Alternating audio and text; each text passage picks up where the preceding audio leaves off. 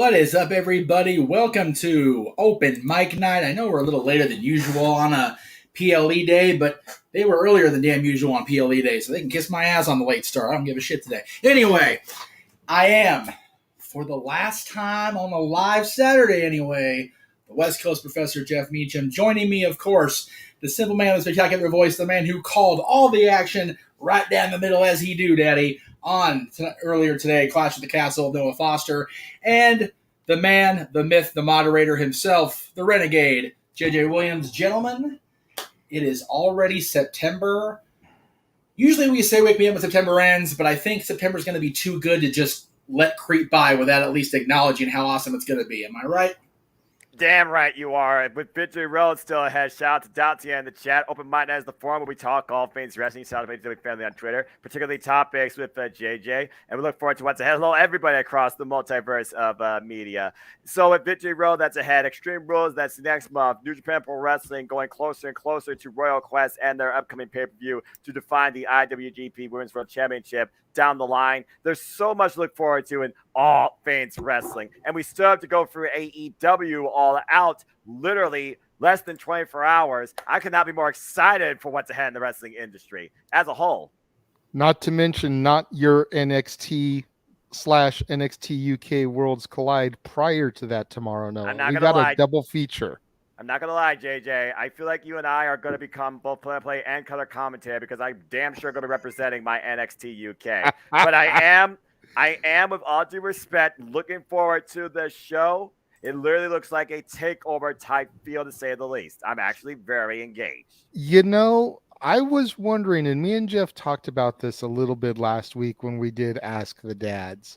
Yes. We were talking about how they had to come up with something spectacular on Tuesday to make me give a shit.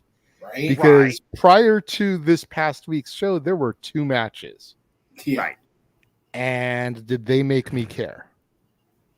I don't think so. Not necessarily even with all the matches that they announced, but just the fact of your NXT stars that have been called up to the main roster coming back, providing that little bit of inspiration. Exactly.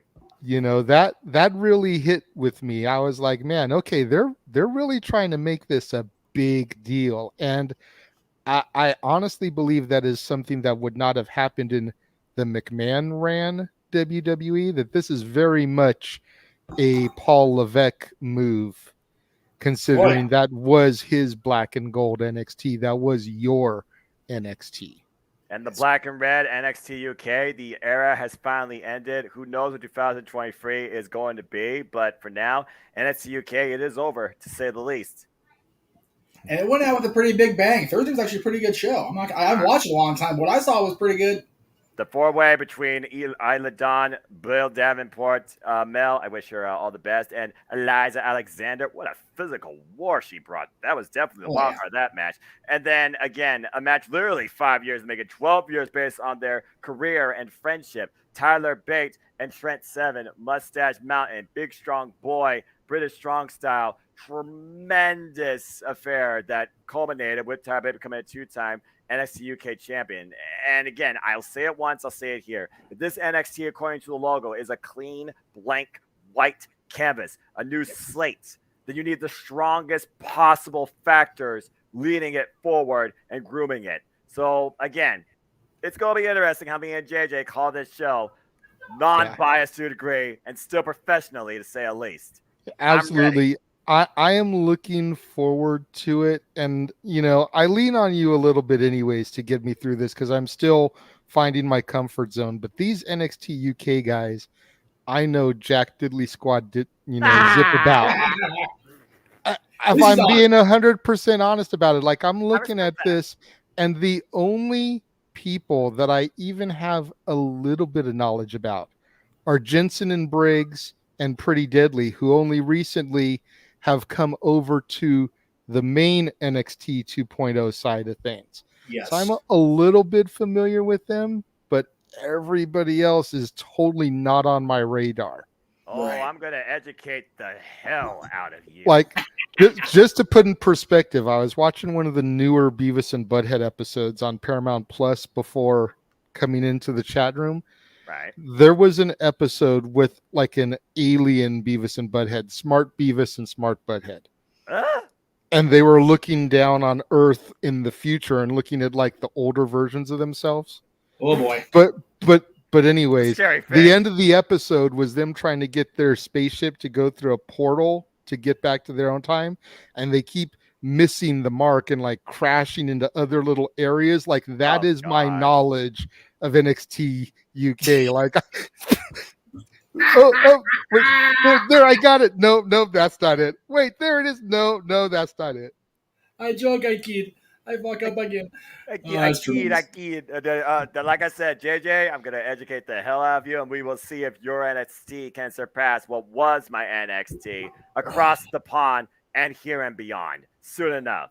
Yeah, Yes. and we will get in depth into all those matches tomorrow pre-show. Go ahead and throw that graphic up again. I know we'll throw it up again when we do the plugs. Lord help my voice. Right? Yes, 12 o'clock noon West Coast time. That is 3 o'clock Eastern time for all you kiddies over there on the other side of the U.S. Reach the other side. Good, continue. But so Crazy. it's gonna be a fun one. I'm looking forward to it. And then of course All Out immediately following. Noah will probably have no voice by the time he is done. See if you can, sleep or voice. maybe on your way to or from church tomorrow, you can stop and pick you up some throat lozenges to suck on. Seriously. Keep the passages flowing and open there, sir. No kidding. I got Good plenty Lord. of water, including a water right here, so I think I'll be okay. My voice, you see, still is going, and I've been going nonstop all day from working with Jeff Meacham earlier to recording AEW All Out premium predictions and recap review for Rampage for the Daily Slam. I'm Mr. Nonstop for this week. Yeah, for real. He's the real Mr. No Days Off. The hell with you, Fred. Anyway. I hey. like I love No Fred. hate. Fred. No I hate. love Fred. I do. But I prefer Uncle Fred more than I do Fred, so it's all good. I liked him when he was Darren Young, or as we like to call him around the casa, Black John Cena. If you know, you know. Look at the face. Tell me he didn't look like John Cena. Dragon Ball Cena. Dun, dun, dun, dun. I But can't ever argue. since I can't argue. But ever since he made it onto the indies and he evolved into this next level of his own self, Yes. Yeah. I've been 100% behind him. And I met him Oh, yeah. in Pomona when he did a gig with Gino Rivera, a good friend of ours. Yes. Oh, nice. He's just a cool cat. He is. We But love us. anyways. We love us. I joke. I love Fred. I do. I always have. It's, And Gino posted he's going to be doing a show out here soon. So we're going to have to find out the who, what, when, and where and go and support our boy. Make sure you be there. Be there. Be there. Be there. Yes. It's one of those.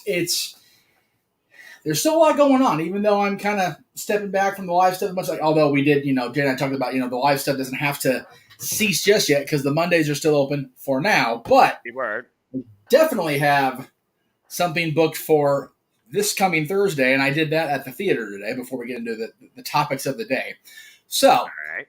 saw Jaws for the first time ever today, much to my complete fright. And I realized now as I post that graphic that my ticket barcode's there, so I'm not going to have that to go up anymore. I just realized I botched that really bad. So there's the first one. Thank you, Daryl. So saw Jaws for the first time, and I can do without seeing that one again, especially on an IMAX screen. I'm kind of good on seeing disembodied heads and legs, and I'm good on that. We're good. I like the water as it is. Good deal. But in the process of going over to our giant screen theater here in town, I was reminded that the 40th anniversary of Star Trek II, The Wrath of Khan, the best of the original series cast movies for my money, is 40th anniversary is this year. So they're showing it tomorrow, and I think even today, and Monday, Labor Day, but also this coming Thursday, which is the actual anniversary of the original Star Trek series premiere. So Thursday night, I ain't going to be reachable after 7 p.m. local time because I'll be in the theater. And then the poster you saw briefly at the end of that little three-tier thing was Halloween Ends. Posters are officially in theaters. Yes. The end is nigh. And we will have a full Renegades Reviews episode for that show on Halloween. So that's right. So Vinny, when what a Halloween treat. ends, tune in to the Renegade. There you go. Da-da-da. Tell you, man. Even if they throw a ton of money at everybody but Jamie Lee and they do another one, I am looking forward to seeing how this shit lays out on October 14th. I am looking forward to it. I'll be in the theater that night. Good It'll deal. be good shit. Good deal. It really is one of those things that just needs to be put out to pasture at this point. But you know what? It's funny. You know, we ran the trailer for both September and October for you. It had died such an agonizing and polarizing death after Rob Zombie got his hands on it. So, Blumhouse bringing Jamie Lee back, bringing John Carpenter back, which only was done for H2O because Jamie Lee was pushing for it. But then John's son is involved in the soundtrack production now. So it really has become a family affair again, just like it was in '78 with John's partner Deborah Hill writing the movie and everything that kind of went into it. And I love, by the way, that your trailer for it features a wonderful, lighthearted haha scene with Jamie Lee and PJ and who the hell? What the hell is Annie's real name? Nancy. But the rest of it is kills that people that, except for that nurse, just deserve the shit out of it. Every last one of those people deserved a brutal kill. You know what? I had to get the totally scene in there. Well, you have to. I totally had to. Totally had to. And, you know, hopefully PG will be out here again for another appearance down the Sugarman or somewhere nearby because I got to give her some little more time before it actually does end, if it actually does end. Anyway, we are off topic. Well, I mean, you know, it would happen. It's open mic night. There is no veering off the path. Yeah. That's right. And to be honest, and to be honest, we've only got a couple set topics anyway, so this could either be the quickest show ever, or we can just bullshit all night. Yeah, that's kind of depends on Noah. So you know, it's all good for me. I will say this, with permission, because I don't know if JJ got a chance to see this yet or not. Noah, you saw it during the premium live event today.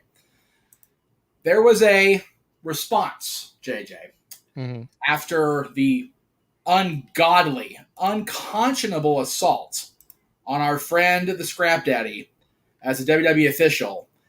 Adam put a response up. I don't know if you follow Adam on social media or you keep up with his social on regular. I do follow him, but I wasn't able to look around it too much with work and whatnot. He put out an official statement after what happened last night on SmackDown. You made it official?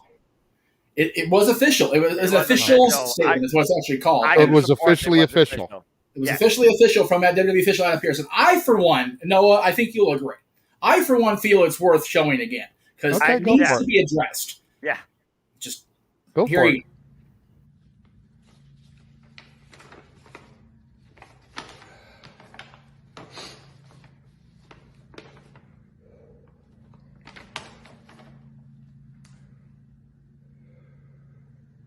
Y'all know me, still the same OG, but I've been low-key. Hated on by most of these with no cheese, no deals and no G's. No wheels and no keys. No boats, no snowmobiles and no skis. Mad at me because I can finally afford to provide my family with groceries. Got a crib with a studio and it's all full of tracks.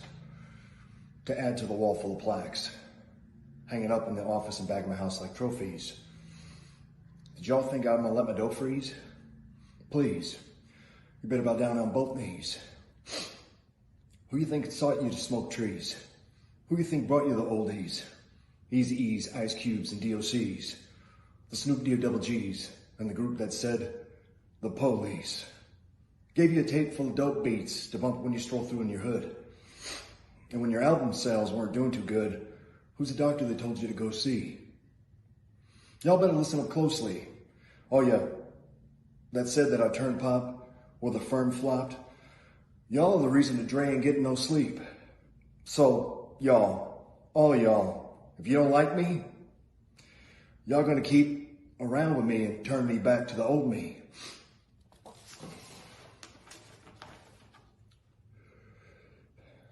Nowadays, everybody wanna talk like they got something to say, but nothing comes out when they move their lips, just a bunch of gibberish and act like they forgot about Dre. And in closing, so what do you say to somebody you hate or anyone trying to bring trouble your way, want to resolve things in a bloodier way, study a tape of NWA.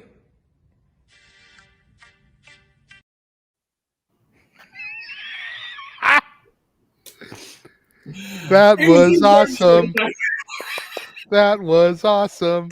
He broke James. He freaking broke James. My God. James legit broke on the air. Like, we had to rein him in during the freaking Liv and Shayna match. I played that video before Liv's match because I knew it was going to be about Ronda. Or so we were led to believe. I knew what was going in. Oh, my God, dude. Oh, my gosh. That was so funny. I just love that I'm we sorry. took a promo from Adam last night about, and we see that glimmer of the temperamental stepdaddy, scrap stepdaddy. Wow. Went way too far back there. Scrap daddy. There you go. And then the last thing he says is study tape NWA. It's like, I'm just going to say this word. Right. Yeah, I love that he's turned his social media into just freaking deadpan. Like, I love that he's done this. It's so tremendous. And Adam, gosh, I sent it to you on chat privately during the show. Ironically, he actually messaged me back during the show. God bless you, Adam Pierce. I love you, man. I missed the shit out of you. Okay, that was good. That was really good. At first, it started, and I was like, "Wait a minute, what?" And then he kept going, and I was like, "Oh my God!" Word for word. You could probably Verbatim. see me in the bottom there. I was sitting here like rapping along with them because I know all the words too. I'm like, oh yeah, we all do shit. at this point. Shit, that was tremendous.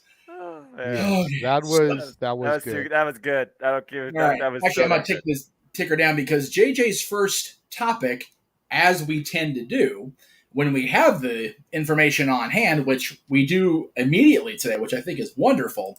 Well, it's immediate because you figure the time gap in between show to live. Right. Usually, PLEs go 5 to 8 and it's not released until later that evening or the next day. Right. But I actually have the producers list for the show tonight. Yes. I do not as we're live on the air, so I figure we'll give our props to them and we can go through and kind of talk a little about what we thought about the show. Yes. Now, great. Let me just say, I told Jeff backstage, before we came on, I actually had my shift cut today. Yes. So I was able to get home with enough time to watch the PLE prior to coming into the studio to do this. So I am fully equipped to discuss this. The only thing I didn't see was the pre-show kickoff match. And aside from the fact, like Jeff said, that it meant that Austin Theory was in the house with the briefcase. Right. Did that match really mean anything? No. And the fact that the Street Profits and Madcap won was kind of like, okay, well, that's not a surprise. It's a Madcap being a part that was even more confusing. I'm like, ugh. Yeah, it should have been like Gargano. Thank you. Right. So as we go into officially, and I would have officially picked the Street Profits anyway if that had been a legit match thing. So that's just one more to add to my roster for today.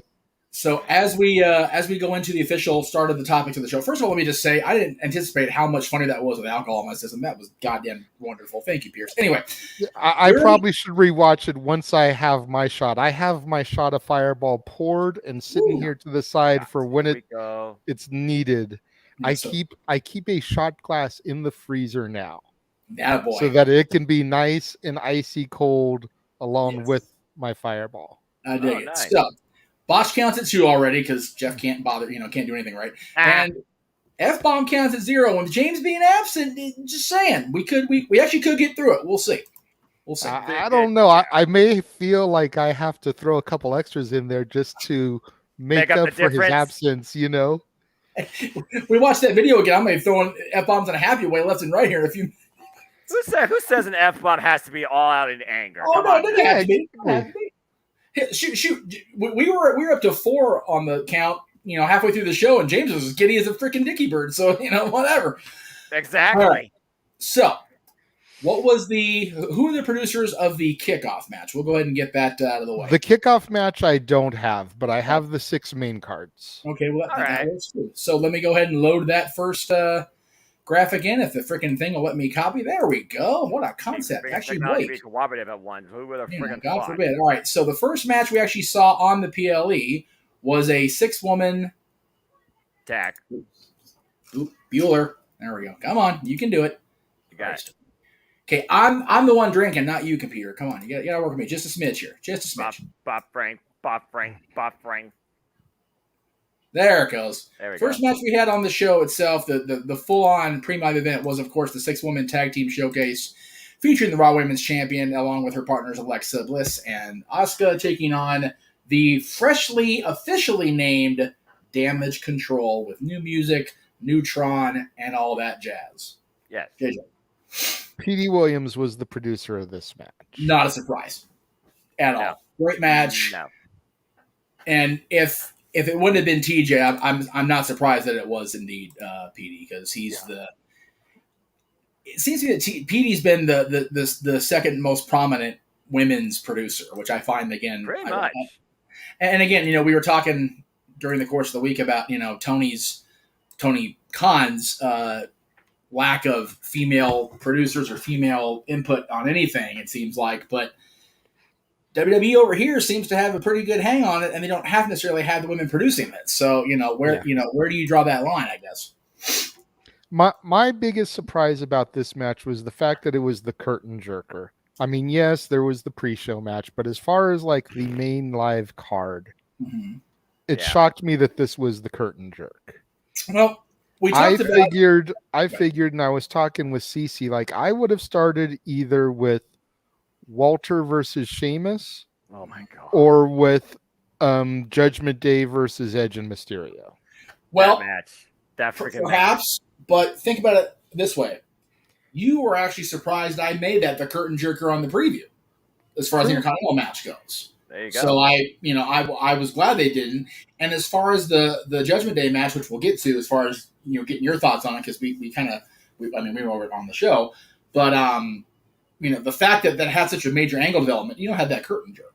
Well, no, I mean, I was unaware of the development when I made the statement. So, right. Oh, okay. I mean, at the end of the day, I feel like you should have started with the title match and ended with the title match. And that Walter and Sheamus were just going to throw down and have a knockdown fight, which they did. We'll get to that next because that was the second match. Yes. I just felt that was a good way to start. Would have been a good way to start the night hot. Nothing against the ladies, but I don't feel like they were as smooth in the ring. Well, one half of them were at least, but yeah, I do see what you're saying.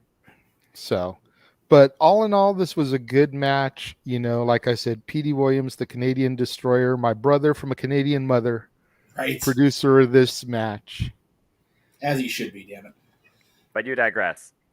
Buy the shirt. Oh God, buy the shirt, please, because I don't know when Disney's going to kick in. I have no idea when it's going to happen, so please help. Okay, next match was Walter and Sheamus. Yes, my match of the night. What a fight! Yes, so damn happy. Now let me ask you this: you had the Brawling Brutes versus Walter. Who do you think was the producer of this match, knowing who the match producers are? I would guess Finlay if he's still producer. You both would be wrong. Oh. Abyss. Oh, wow. Joseph Park. Okay. All right. Yeah, I can see Chris Park's handprint on this. I mean, it was a monster physical war, to say the least. Yeah. And let me just say, when the match started and Giovanni Vinci got introduced for the Imperium reunion, thank God, I popped so hard. Hell yeah, so did we. I popped so hard, even though that is not my NXT, because I didn't watch back then. Yeah. Right. I knew enough and had done enough of my homework to know what was happening. Right. So I popped big time. I was like, oh shit, Imperium is together, if even for one night only. Imperium is forever. That's right. All right. That was so cool. And the match was good. And it was so perfect because it was going to be a 2-on-3. Yep. Exactly. What better way to even out the odds than to bring that third member of Imperium back in the UK. It's very true. And also, of course, they were just brawling on the outside while the two men that this really was about just stared at each other eye to eye, letting the chaos just fly until finally there was some sort of control and they were all pushed to the back. We're down to the two men, and those two just went to war against each other. That's what it means to be Intercontinental Champion. Yes. That was absolutely phenomenal. Incredible. And from a film perspective, amazing storytelling and cinematography. Oh yeah.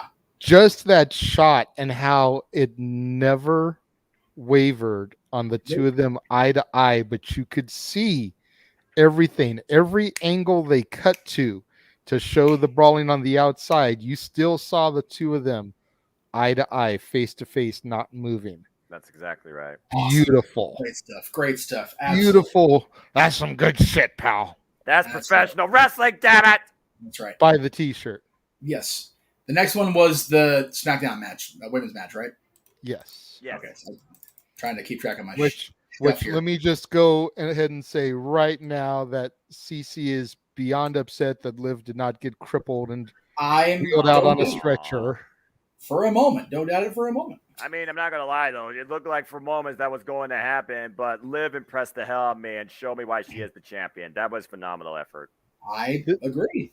This is a name that surprises me because I did not know he was a producer. Jason Jordan produced this match. Really? Jason He's Jordan? a recent addition to that roster. That's why you didn't know. Very recent, actually. So, doesn't surprise me. I'm impressed. Very impressed. Good on him, though. It's one of those, his career unfortunately cut short, injuries and all that jazz. So all that nonsense. Yeah, you have to, but it was clear the talent was there. It was clear the know-how was there with the kid. And listen to me, I'm such a freaking old fart. It was clear that there was something there with him that they needed to, harness and keep around. So producer, why not? And I mean, this match was okay. This was one of the low points of the show for me. I mean, the women in general have done so good since the revolution began. This felt like a bathroom break match. I feel it comes down to this felt like a match of the old where it was like, you want Shayna to win, but she's not. They're not going to take the belt off of Liv this soon. No, right. But the way I see it, JJ, I feel it comes down to that presentation, that perspective. Again, Shayna Baszler's not your regular sports entertainer. She went back to those original roots, MMA fighter. It was a slower, more methodical approach where we saw Liv Morgan fight from underneath. For me, this match came down to Shayna Baszler looking absolutely like the most dominant, dangerous force right now in the WWE. But Liv Morgan trying to overcome that to some sort of degree. And Liv Morgan did it purely on wrestling, even trying to fight her game, the mat game, which I respect as a fan in the discipline of technical wrestling. So I feel it comes down to the approach that you're used to. Because Shayna Baszler does not wrestle like everybody else in the WWE. She's a standout. I thoroughly enjoy this. This reminded me of my Shayna Baszler, the absolute badass killer that literally is willing to do anything. And she just came up slightly short to the Oblivion and a roll-up. And both women got worked over here. Both got a bad arm at least. This was actually a good stuff. This exceeded my expectations more than what I thought that match was going to be when it came to Liv Morgan in desperation. She actually showed me quite a lot. Yeah. And you mentioned this was an okay match. And I said during the show, because it was discussed rather prominently as far as the placement and everything, if this was the weak match, I think we're okay for today. I agree. Yeah, that's fair. I mean, I am curious to see where this goes. Yeah, Extreme Rules is around the corner. Right. You've got Shayna, you've got Ronda, and then you've got the champ. And that's the way I would book it. I would book it in a triple threat and see if Liv could defend against arguably her two most dangerous rivals. And not only that, but can Ronda and Shayna find a way to put aside the little petty squabble bullshit they've been dealing with and neutralize Liv and then just tear into each other? About to say, do Liv and do Shayna and Ronda want to destroy each other, or do they want to come together and destroy everybody else? I think I think Shayna feels she has something to prove because she was in the company long before Ronda even entertained the idea of showing up. It was And now Shayna Ronda's Baszler just that there. encouraged Ronda Rousey to show up. If it wasn't for Shayna Baszler, you wouldn't have Ronda Rousey in the WWE. And it's very much a case of, Shayna was pushed to the back as a result of Ronda showing up. That's got to rent space in Shayna's head. And renting space in anybody's head is never a good thing. No. Renting space in the head of a killer, probably a dangerous way to live. Probably. But to say the least, probably. Then we had, I don't know why that did that. Piece of dog shit. There it goes. All right. This one, I'm curious who the producer was. And I'm very curious on JJ's reaction to the finish of the match and the aftermath. Yeah. Well, producer of this match was Jamie by God Noble Boy. Does not surprise me in the slightest, man. That's the one guy I would not have thought of. Really? Yeah, because I figure like producers, and I'm like, this match just felt a little bit, odd. It really felt odd because I wasn't sure necessarily how Dominic and Rhea Ripley would come into play, and I was figuring about the ways that I could see the match going, but what I could also see happening afterwards, and I was wrong on both fronts. So maybe that's why I didn't expect Jamie producing this. Either way, interesting stuff. I feel like if Tyson wasn't going to be the producer of a women's match, this would have been perfect with his tag team history. I would have said Tyson Kidd if I was honest with you. Yeah, that's all I was thinking.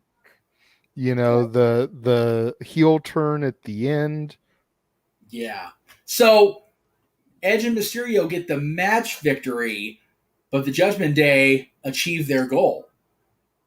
So it seems. I mean, they were ecstatic, but then again, they also thrive in seeing chaos happen before them. So, I mean, was this the intention they were looking for, trying to bring out, or is this just like a consolation prize to the fact, okay, we're here, you fought, you still lost the match, but you still carry out your sense of judgment to a degree?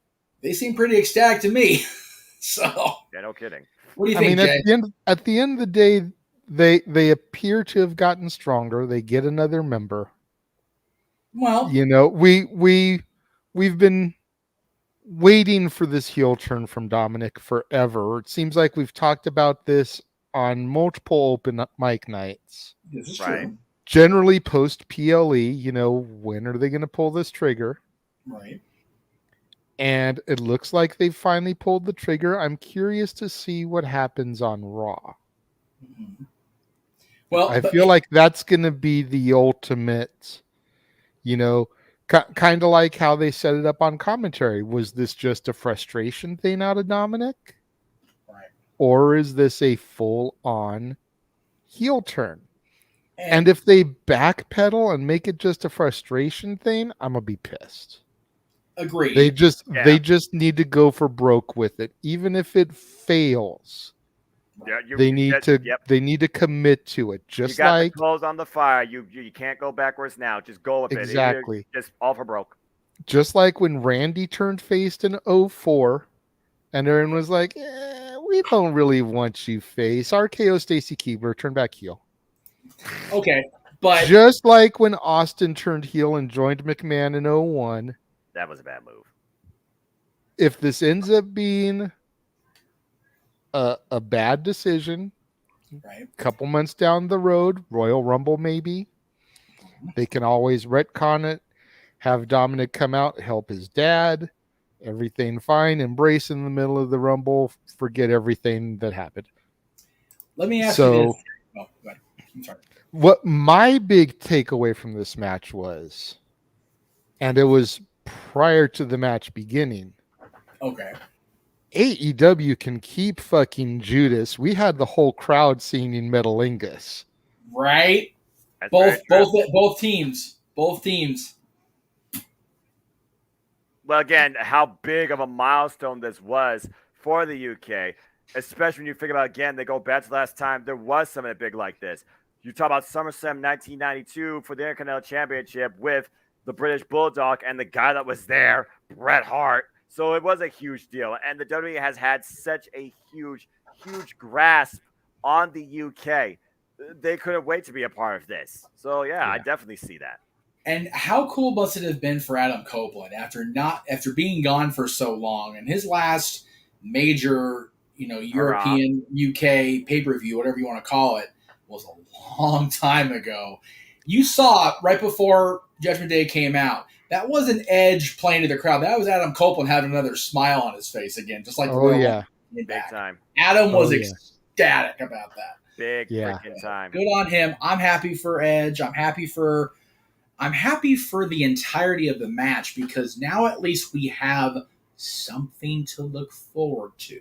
Right. My question to you, JJ, did Dom really join the Judgment Day? Because he walked out of there on his own. He did, but he also ripped the Mysterio shirt off. Right. Hey, that's why I say it's going to be interesting to see what happens on Monday. I don't know if he joins Judgment Day full on, or if he just goes out on his own.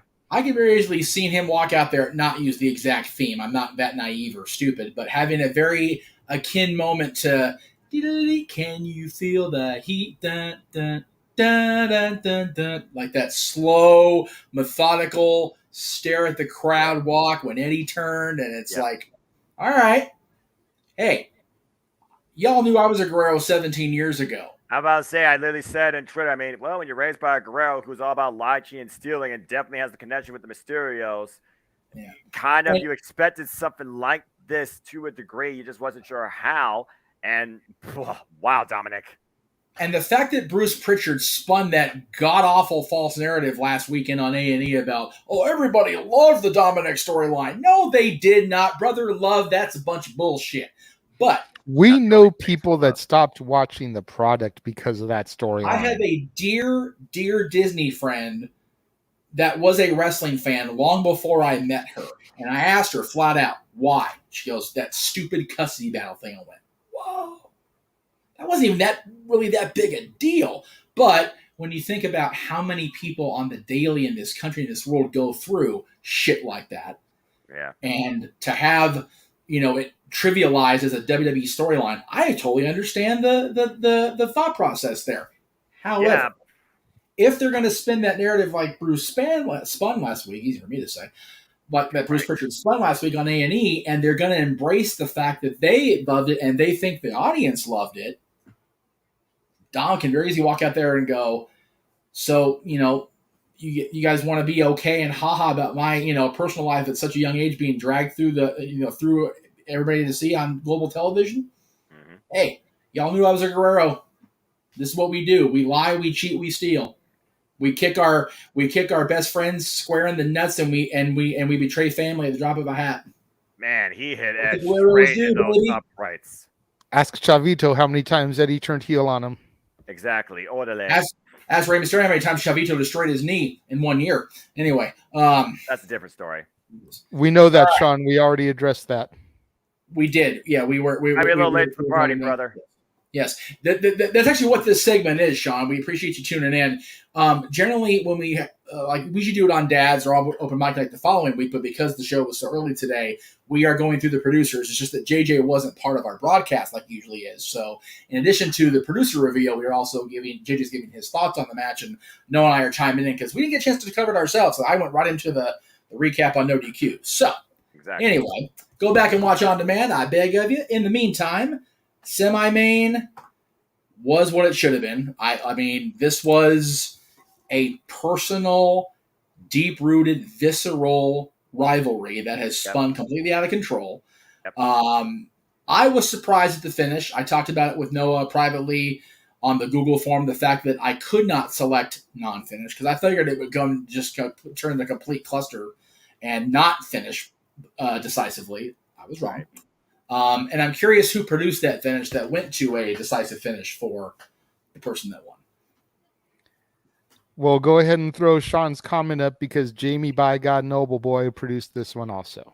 Well, there you go. So Jamie Noble produced what many people consider to be the weakest match. And he also produced – oh, no, I'm sorry. No, he didn't. Botch. Who did the SmackDown match? The SmackDown women match was Jason Jordan. That's right, Jason Jordan. Okay, and again, And again, Jason Jordan, he's still a fresh pup in the producer side of things, so I can almost give him a pass. And it wasn't even that bad of a match. It was just the weakest of the great matches. So it is Exactly. I do agree about that. I do agree about that. JB Noble doing the two most personal rivalry matches does not surprise me. JB Noble has been around long enough. He's seen a lot of the great rivalries over the last 20 years unfold in front of him as a talent, as a producer, as a WWE employee. So I am not surprised at all. What did you think of the finish as it laid out, Jay? Because you and I talked about that it shouldn't finish. It should be a complete schmoz and go further.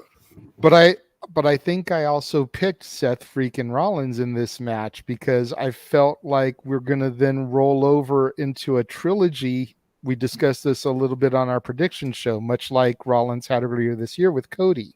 Right. I literally said the same thing on the friggin' No DQ panel, and that's why you, David Diaz, Jeff Meacham, Caitlin, and me were the only ones that got that match correct. You know, I feel like there's going to be another match probably on Raw or SmackDown, whichever. Yeah, one of the two. And then the big blow-off match will be at Extreme Rules. Mm-hmm. Yeah, and because you want that to be the blow-off. You don't want to wait until Survivor Series. That's stupid. It's too far. That's too far. Yeah. So you have a match at a TV, and then you make the blow off at the next pay-per-view. Yeah, because we talked about this, Jay. You and I talked about this ad nauseum.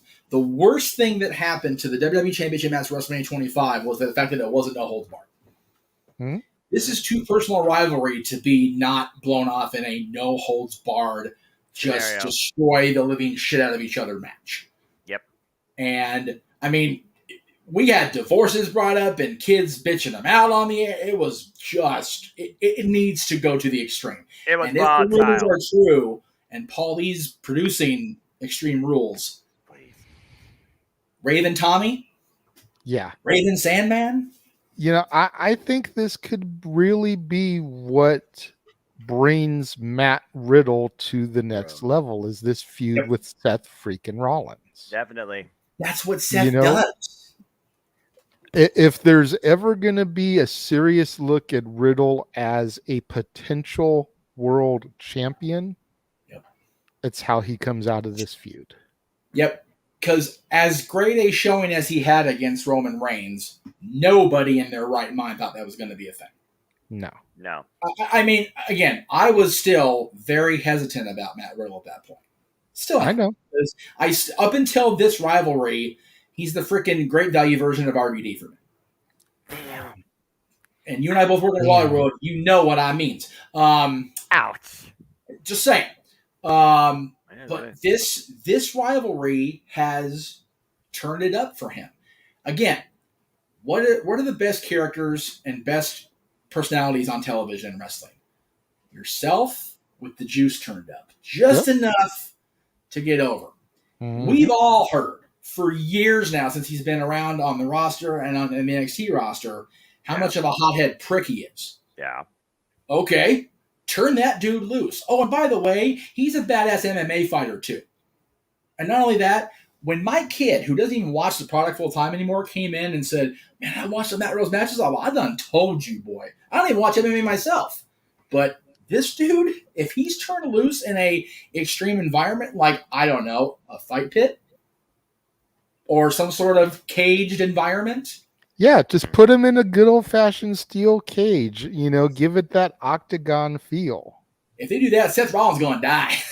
I say, Seth Rollins is not going to win a legitimate MMA fight. Let's just put it out there. But the Joker will fall on his sword with glee and joy because he got another dude to that next level. Yep. The Joker's not the Joker without Batman being successful and being the dominant guy. Riddle goes on and becomes a badass.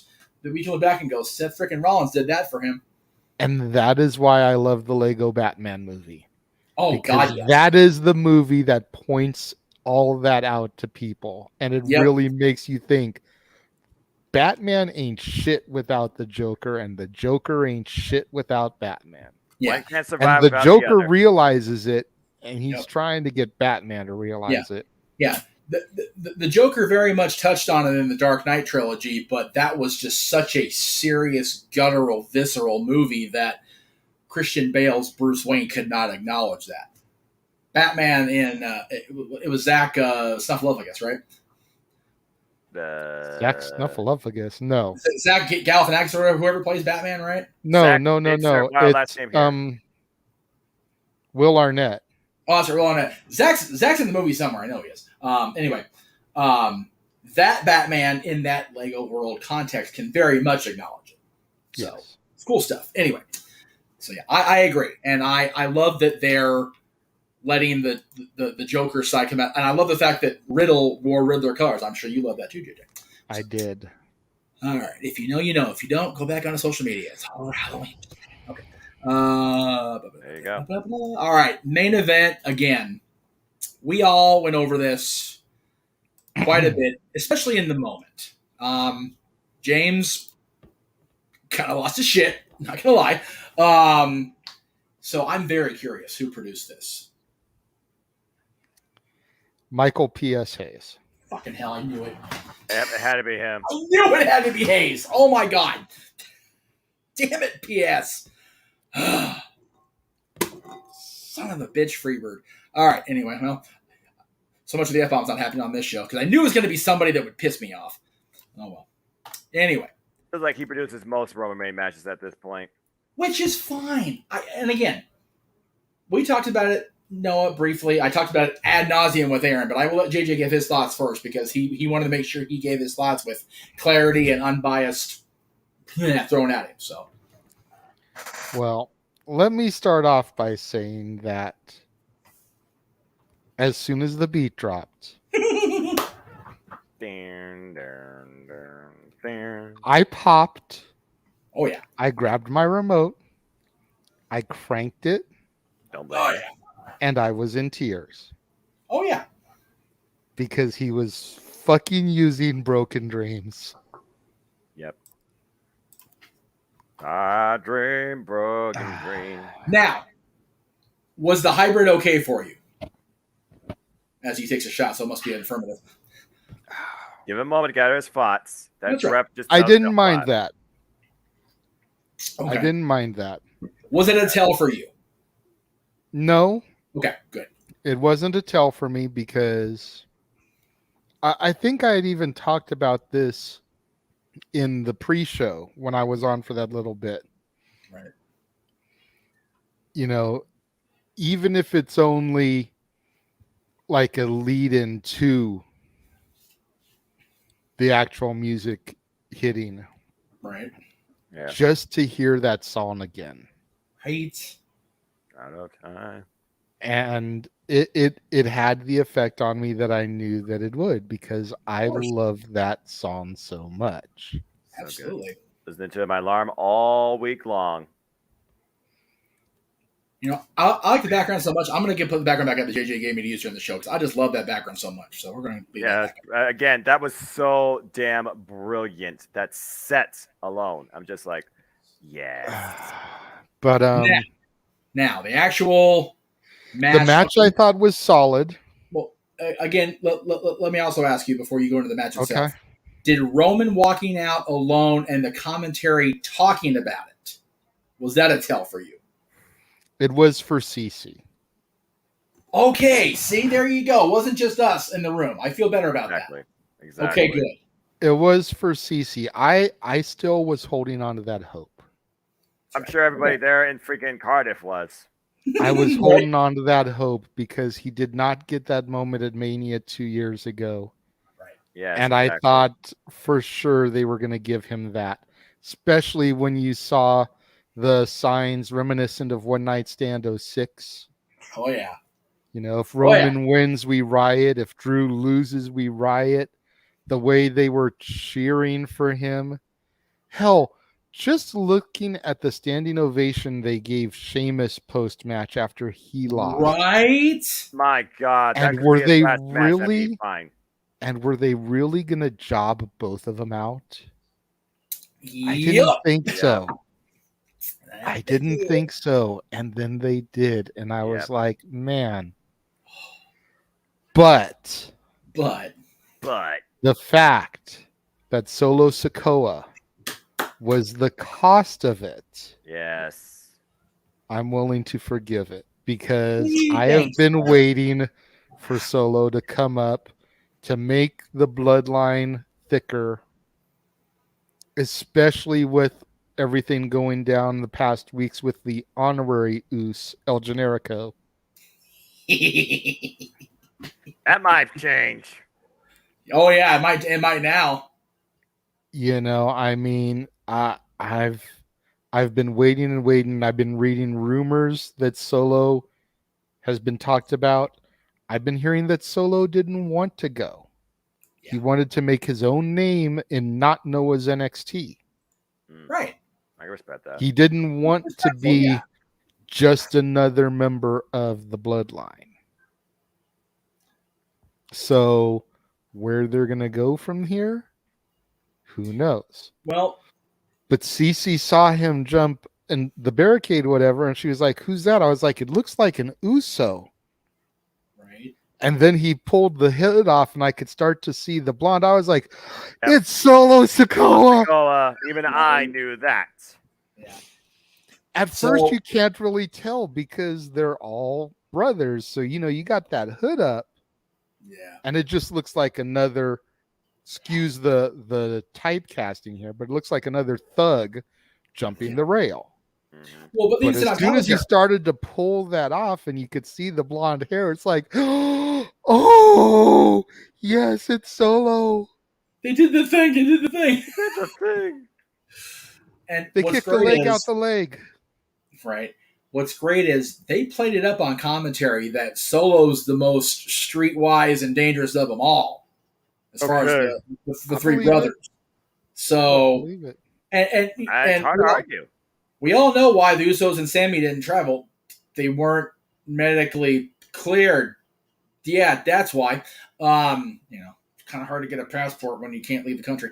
For sorry, DUI yeah, shit. right. Anyway, or in Sammy's case, because you know he just doesn't want to go there. Don't blame him. I like that they're going to go with this. If Solo's going to be on the roster full time, they need to have a thing where Sammy is like, well, what about me? They go to drop Sammy like a bad habit, and KO makes the rescue, and then we get this match. At Extreme Rules, Because probably.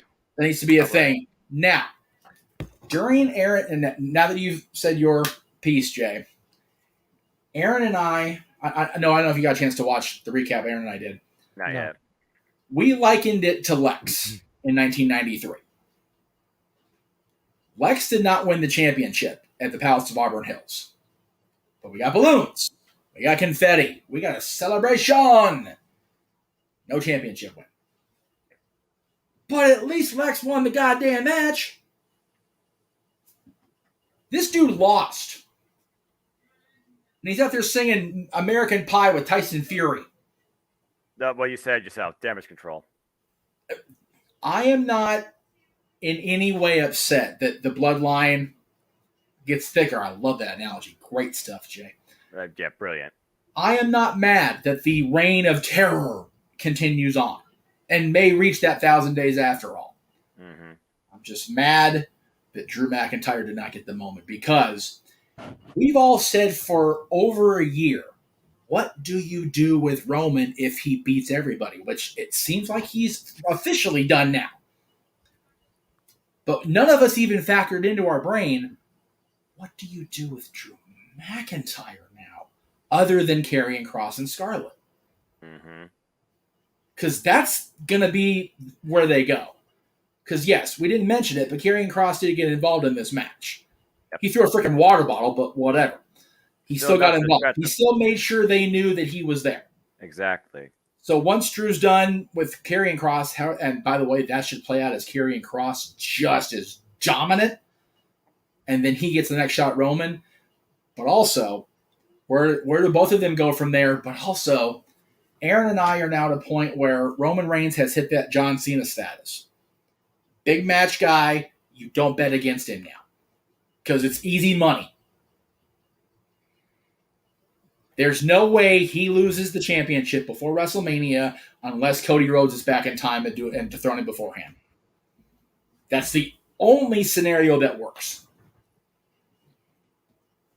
So now it's one of those, USA's been wanting a champion to be on Raw full time. We're going to have a champion that is unstoppable because the guy that's going to stop him has his freaking pectoral muscle hanging off the side of his chest still. Yep. And they're not going to get The Rock involved this early. And again, I said this on with Aaron. We are relying an awful lot on a what if when it comes to Dwayne The Rock Johnson. And to be fair, that's not the only what if we're relying on. We're relying on a lot of what ifs right now, particularly in wrestling. It's The only freaking sniff at Dwayne coming in for this was a throwaway mention on a conversation between Jimmy Fallon and Roman Reigns on The Tonight Show. That's it. He did use the Rock Bottom tonight. There was one other. Well, Young Rock. Yes. Yeah. But again, both NBC properties, and yes, if the casual guy's just going to throw that away. And yes, we noticed it because we're not casual folks. We actually watch this shit for the regular. But we're still, all of us are on a what if. Yeah. You know, if it happens, great. If it happens at WrestleMania, great for me. I get to be there. But what do you do with an unstoppable, unbeatable champion from September 3rd until April 1st or 2nd? Exactly. What do you do for 7 more months?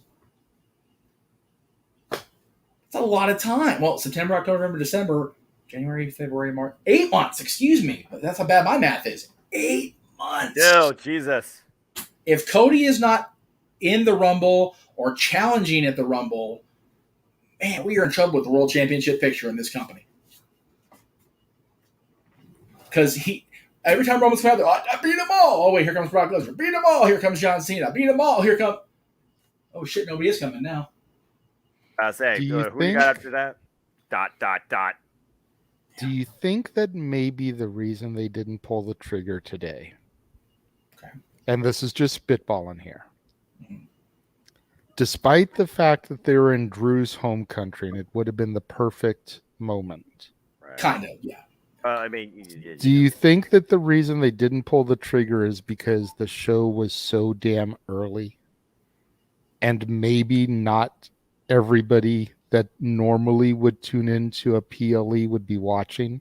I don't think so, because again, it was front of his home country. His people were there. The people there were watching. It was literally going to be his moment on his home turf. Just the thought process, that they could then carry this to Extreme Rules. Yeah. I mean, and pull the trigger then. Our favorite phrase since mid-June is never say never again, because Vince McMahon retired. Yep. So anything's possible. But I think that's the only way they recover is if they right the wrong, because it is wrong that Drew did not get the moment here. Exactly. Right? I don't mind any other part of it. I'm glad Solo's up, man. Solo has been spinning his wheels through deep, murky, damn near quicksand level mud by not being a champion in NXT. Bleh. He needed to move. Whether he wanted to or not, he needed to go up to the main roster. And I understand Roman's not scheduled for Extreme Rules as we sit here right now. Doesn't mean that doesn't change Monday, Friday, whatever. Seriously, there's still a month until. Yeah, over a month at this point until Extreme Rules. Right. Yeah. 1 month and 5 days. And counting. Yeah. TikTok. Yeah. We are counting it for sure. Where's Carrion's, hourglass? Right. Like Santi Hourglass, these are the days of our wrestling life. I mean, if you honestly think that a Paul Heyman booked Extreme show in Philadelphia is not going to feature his client currently, yep, you're out of your goddamn mind. Well, I mean, to be not so stabbed to the eyes there, anything's possible. Mm-hmm. if again we're all sitting here armchair quarterback in here, I would book Roman on the pay per view. Does what? I'm calling pay per view. I don't give a shit. I'm drunk. I don't care. Especially since the fact that the Survivor Series is probably going to be the Bloodline. Well, it has to be at this point versus somebody. If the graphic color scheme is to be believed, it's going to be the Bloodline versus the Raw team. Which again, you're not talking about it, Jay. It does not need to be a post-draft brand versus brand. It's so stupid they do that. But again, I just think it should be against, maybe have it be the Bloodline and have it be, Roman, the Usos, and Solo versus Owens, Zayn, Drew, insert name here. Or Drew, Sheamus, and his boys. Since Sheamus got a babyface pop, whether anybody wanted to give him one or not tonight. Yeah, after the night, I could see Drew McIntyre and Sheamus coming together. And if you have Drew, Sheamus, Kevin Owens, and Sami Zayn, there's your four to challenge the Bloodline. Or Drew, Sami Zayn, Kevin Owens, and Brock Lesnar. Yeah, I suppose that's true. The unconscionable. Hey, you know what? Stranger things have happened, even on Netflix. They have. Again, you can't rule out really anything, I mean, the fact that we haven't seen Brock since SummerSlam. Right. Save him for the next big show. Right. I don't know if this, again, we're never saying never, ever again. Right. This one's a stretch. I don't think we'll see Kenny Omega anytime soon. I agree. Ever crossover. And I only say that because Tony Khan waited. He waited. Waited for Kenny to get healthy, to build this tournament around him. Whatever happens between them and the Dark Order and Adam Page tomorrow night, this tournament was built around the return of Kenny by God Omega. So for Tony to do that, with all the turmoil going on in that company, allegedly. Kenny's not leaving. No. But again, stranger things have happened, but my personal opinion is I'm not going to say never. It's an Aaron Riff, how you like it, not like it. How about that? Yeah, that's fair. Rock does not appear at WrestleMania. Well, again, we've all said the Rock Roman showdown does not need the championship. Exactly. But if it does, I'm okay with it. And I only am okay with it for the simple reason. I've said this a few times now, and forgive me if I'm being repetitious. That was part of my job description when I was going to hire Disney in the first place. Either way, whoever wins that battle, if it does happen, has to be in serious consideration for the greatest that there ever was in WWE anyway. Yes. Rock wins, championship or not, he's beaten every face of the company since the Hogan era. At WrestleMania, no less. Hogan, Austin, Cena, Roman. Yep. If Roman wins, every bullshit spit out of his mouth about being the head of that family table, the chief of that tribe, the guy is validated exponentially. And can never be challenged. He his cousins out and brought them in line. He clearly got Solo in line tonight. And then he beats The Rock? How is he not the dominant member of that family tree at that point? I mean, seriously.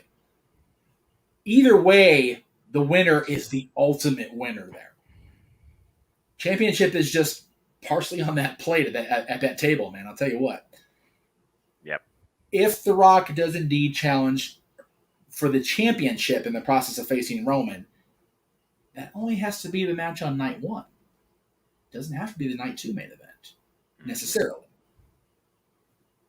Or vice versa. They can have the championship match be on night one, and Rock and Roman can end WrestleMania weekend.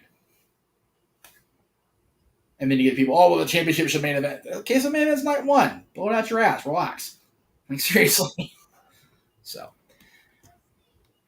No, Rock does not have to win the Rumble. I just explained that. Y'all need to be patient. Let me lay my shit. I'm dropping cans at this point. Y'all need to lay my shit out before you start commenting in the chat room, because that's like why they don't have to. Oh, Roman can't work twice a weekend. He's Roman Reigns. Why not? He's the GOAT. Why not? He's on God mode. Exactly. Why not? That's hey, what excuse? What are you trying to make an excuse? What excuse? The only other scenario, thank you for throwing it at least, Sean, this one at least makes sense, and I'll go ahead and throw it up there. If this is a reality, and again, tomorrow night's going to be a big indicator that's going to be reality, MJF being the guy would be feasible. But again, Chicago and Dynamite post-Chicago definitely is the tell for this gentleman being around. It's more so the tell for the future of AEW as far as the World Championship picture goes. I've been saying this since WWE 2019. MJF is the AEW original. Yep. That should be the first AEW World Champion to carry this company into a fully reshaped future from the ground up. But I also think about everything you talked about. We still have to consider this, and he's a Paul Heyman guy. Paul Heyman brought the guy in from Evolve. Austin Theory still holds the Money in the Bank briefcase. Yep. And again, Sean, what if what if I sprouted the tree out of my ass and grew lemons? Okay, well then I'm a lemon tree, clearly. What if we're just so rabbit hole worthy that we'll be deep diving till after All Out tomorrow night if we keep going down the rabbit holes. Down the rabbit hole. Yes. There are a lot of scenarios that can and we feel should play out. But like I said, the best part about what we do is the lack of knowledge that I cherish so much as a fan covering this stuff. Mm-hmm. All right. I've babbled on enough, clearly. Ah. All right. Where are we at Good here? stuff. What the hell am I graph? There they are. Okay. AEW topic or WWE topic first, Mr. Williams? WWE. All right. So we're still on WWE. We just covered the pay-per-view, the PLE. Fair enough. Let's end with the AEW since All Out is tomorrow. All right. This poor Yutz, I swear to God. And I say poor Yutz like he didn't do it to his damn self, but Patrick Clark again. Oh no. Yeah, I know. He just, and again, I don't know the guy. I saw Patrick Clark come out as Patrick Clark at a live event before he officially changed the name of the gimmick to the Velveteen Dream. So he's been a project for a long time now. But he keeps turning his dream into a Velveteen Nightmare, it feels like. So, Noah's ready. Oh, I thought you turned your screen block to get away from this topic. No, there's some bullcrap going on outside. Continue. And again, Sean, I appreciate the comments. On Open Mic Night, if you want to introduce a topic into the fold, we very much appreciate a super chat so we can actually get our attention properly, because right now we're focused on what's on your screen in front of you. So, anyway, JJ, I'll start with you. I haven't let you talk very much. Yeah, I know very little about Velveteen Dream, so I'm going to let you guys just kind of handle this one, and I'll throw my 2 cents in where I can based off of the information you guys give me. I'm realizing I introduced you as a moderator, not letting you moderate. I apologize for that, Jay. I didn't realize I was doing it. I just kind of flew that into it, so I apologize. Now what we followed Patrick Clark all through your NXT, all throughout his appearances with the company. Mm-hmm. Arrested twice in 1 week after all the social media. I'm coming back, and does this guy have a future in the public eye at this point? It's one of those things where if you constantly are a repeat offender, why should anybody believe in you?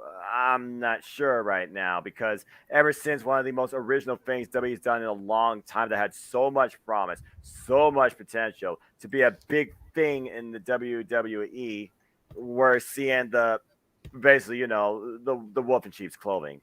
I really don't know at this point. I mean, again, it's one of those things where I believe people deserve a second chance, but when you abuse that and you fail to realize your mistakes the first time around, and then the second time around, I mean, I could go on a tangent with JJ and his guardian angel that used to be quite sunny. Now I don't know anymore.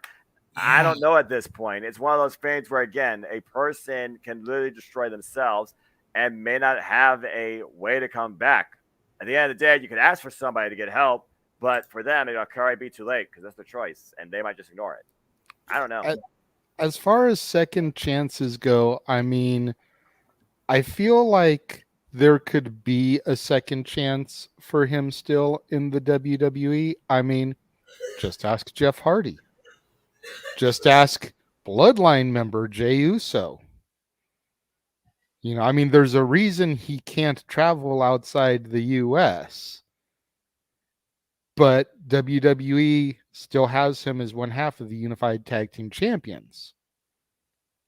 So, I mean, WWE needs to really think about it and be like, so are we going to pick and choose who we give second chances to? Or are we willing to give second chances to anybody? Because they Again, come off as very hypocritical if they don't give them a second chance. I'm only going to disagree with part of that, and what I mean by that is, with all due, Respect. Just put it out no, there. not even respect, because I don't respect the fact that the USO in question keeps getting DUIs. I think it's ridiculous at this point. I agree too, and that's a whole different rant. I'm just like, but why? Jimmy or Jay, or whichever one it was, is not accused of sexual shenanigans like Patrick Clark has been. Guilty or not, because Enzo, got away, not got away, but he was cleared of all charges. So, it wasn't charging you brought against him. But WWE has that very much like, that's not okay. But I do also concede the fact that Sonny's arrest and subsequent trial for DUI that led to a man's death has very much put a tarnish on that Sonny shine. Yeah. So, and DUIs are not, trust me, I lost 3 friends to a impaired driver in my junior year of high school. So I don't fucks with that stuff. Yeah. So, with all due respect to my guardian angel, it's a good thing she's already in the Hall of Fame, because if she was not, she would not get in at this point based off of that DUI and everything. Yeah. And the death. Yep. She would not get in with that now on her record. No, the things in her life post her Hall of Fame induction have just been one shitstorm after another for her. And again, so she is very lucky that she got in when she did. Yeah, and again, I am not condoning the Usos, drunken, repeats. Nor am I condoning WWE for allowing them to do it and still making them tag team champions. I think that's absolute bullshit. Agreed. We said that when it happened. Yeah. Yes. And I do agree with you that it's hypocritical that, some things are looked the other way and some aren't. And again, not agreeing, not condoning, the only thing I can think of is the reason is because the Anawahis are the Anawahis. And Patrick Clark is not. Doesn't make it right. No. But it is what it is. But basically you're just calling it as we see it. We know how deep the Anai family runs when it comes to the WWE. Yeah. And, if I remember right, and again, I could be completely muddling this in my brain at this point in my memory, I don't think Patrick Clark even had a good start when he was on Tough Enough. I think there was already, he was eliminated. Yeah, he was eliminated. Yeah, okay. Well, yes, but what I mean is I remember something more, more involved than just that. He got cut. So right. Why would you entertain the idea of bringing somebody in with that kind of problematic history? It's, again, we shit on Tony for overinflating the roster with just people, period. And WWE's not doing that right now anyway. But when you bring people on the roster that have drama, that's almost as stupid. Yeah, that's true. So anyway, we're going around on this. Sean did do as I asked, so we will bring it up. If Liv Morgan faces Ronda and Shayna both, who wins? The fans. The fans. For one thing, yes, I agree with that. In all honesty, I think it would have to go to Ronda, since she never should have lost the rematch. And because of the tap-out pinfall finish. All right. And out of all 3, Ronda is the biggest star. Let's just put it out there. Ronda's the biggest star of all 3. I actually watched the clip, Jeff, from SmackDown, where Adam Pearce finally just said what was on his mind and suffered for it. So good. So Ronda Rousey right now, she is right. She is the most legitimate woman's athlete on the planet. So yeah, it would be Ronda in my opinion. Ronda.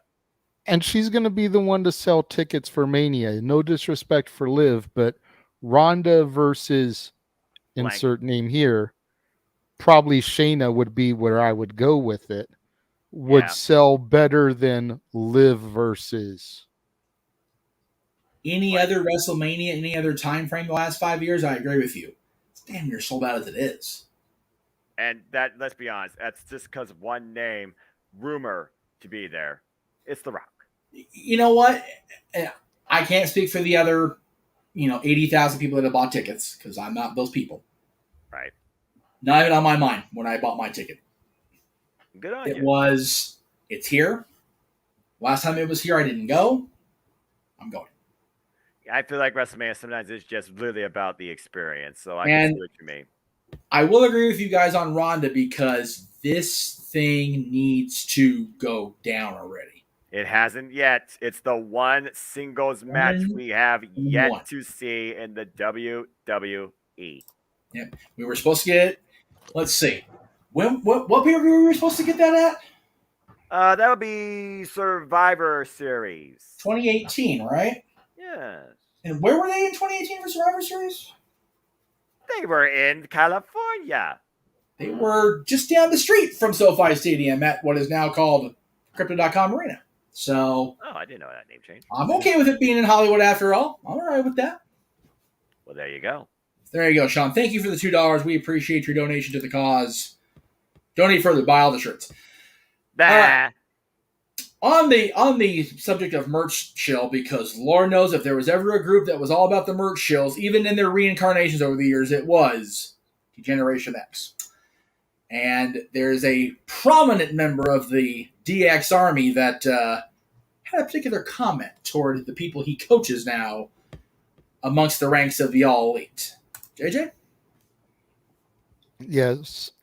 Billy Gunn gave an interview this past week where he's telling the talent to slow down in the ring. He says, quote, I ask the talent as their coach if they want to do this for a long time, like me, or if they only want to do it for a couple of years. Because your body can't take going out there and trying to have a main event of WrestleMania style 5-star match every single time. They're killing themselves instead of setting a pace and taking it easy in certain situations that call for it.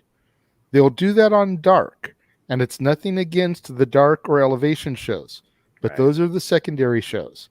Even when you're on Dynamite and Rampage, that doesn't mean you have to unload everything you have in 7 minutes. Sometimes more is less.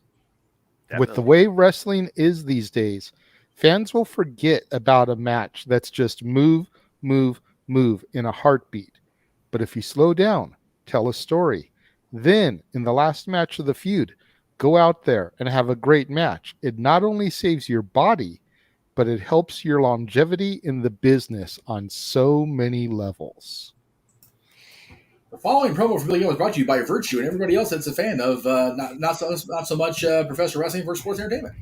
I mean, Virtue's been saying that for a year with these AEW kids. And I think I'm not trying to, smooch the no DQ booty here. Yeah. I'm still new to the AEW product, but it's very much a independent show vibe. Yeah. You know, where these kids go out there and they try to outdo the match that was in front of them. Yep. And the curtain jerker comes out there, they have, we'll just for shits and giggles say a 3-star match. Right. Next match comes out there, they try to have a 4-star match. Right. Next match comes out there, they try and go 4.5. Next match comes out there, tries to have a 5. Right. It's just like, that's great for your quarterly pay-per-views. Yep. Yeah. That doesn't need to be every week on television. No. I agree.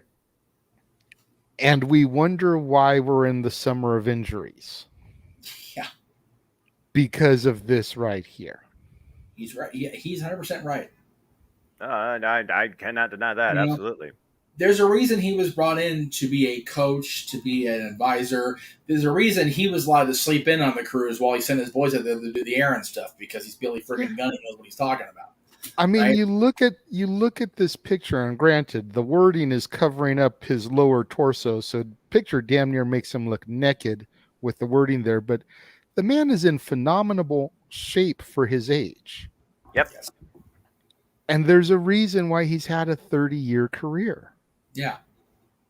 You know, going back to the Smoking Guns and Rockabilly and Badass Billy Gunn and the One Billy Gunn and Billy and Chuck, you know, and PKM, so yeah. on and so Oh, yeah. on. Oh, yeah. Oh, yeah.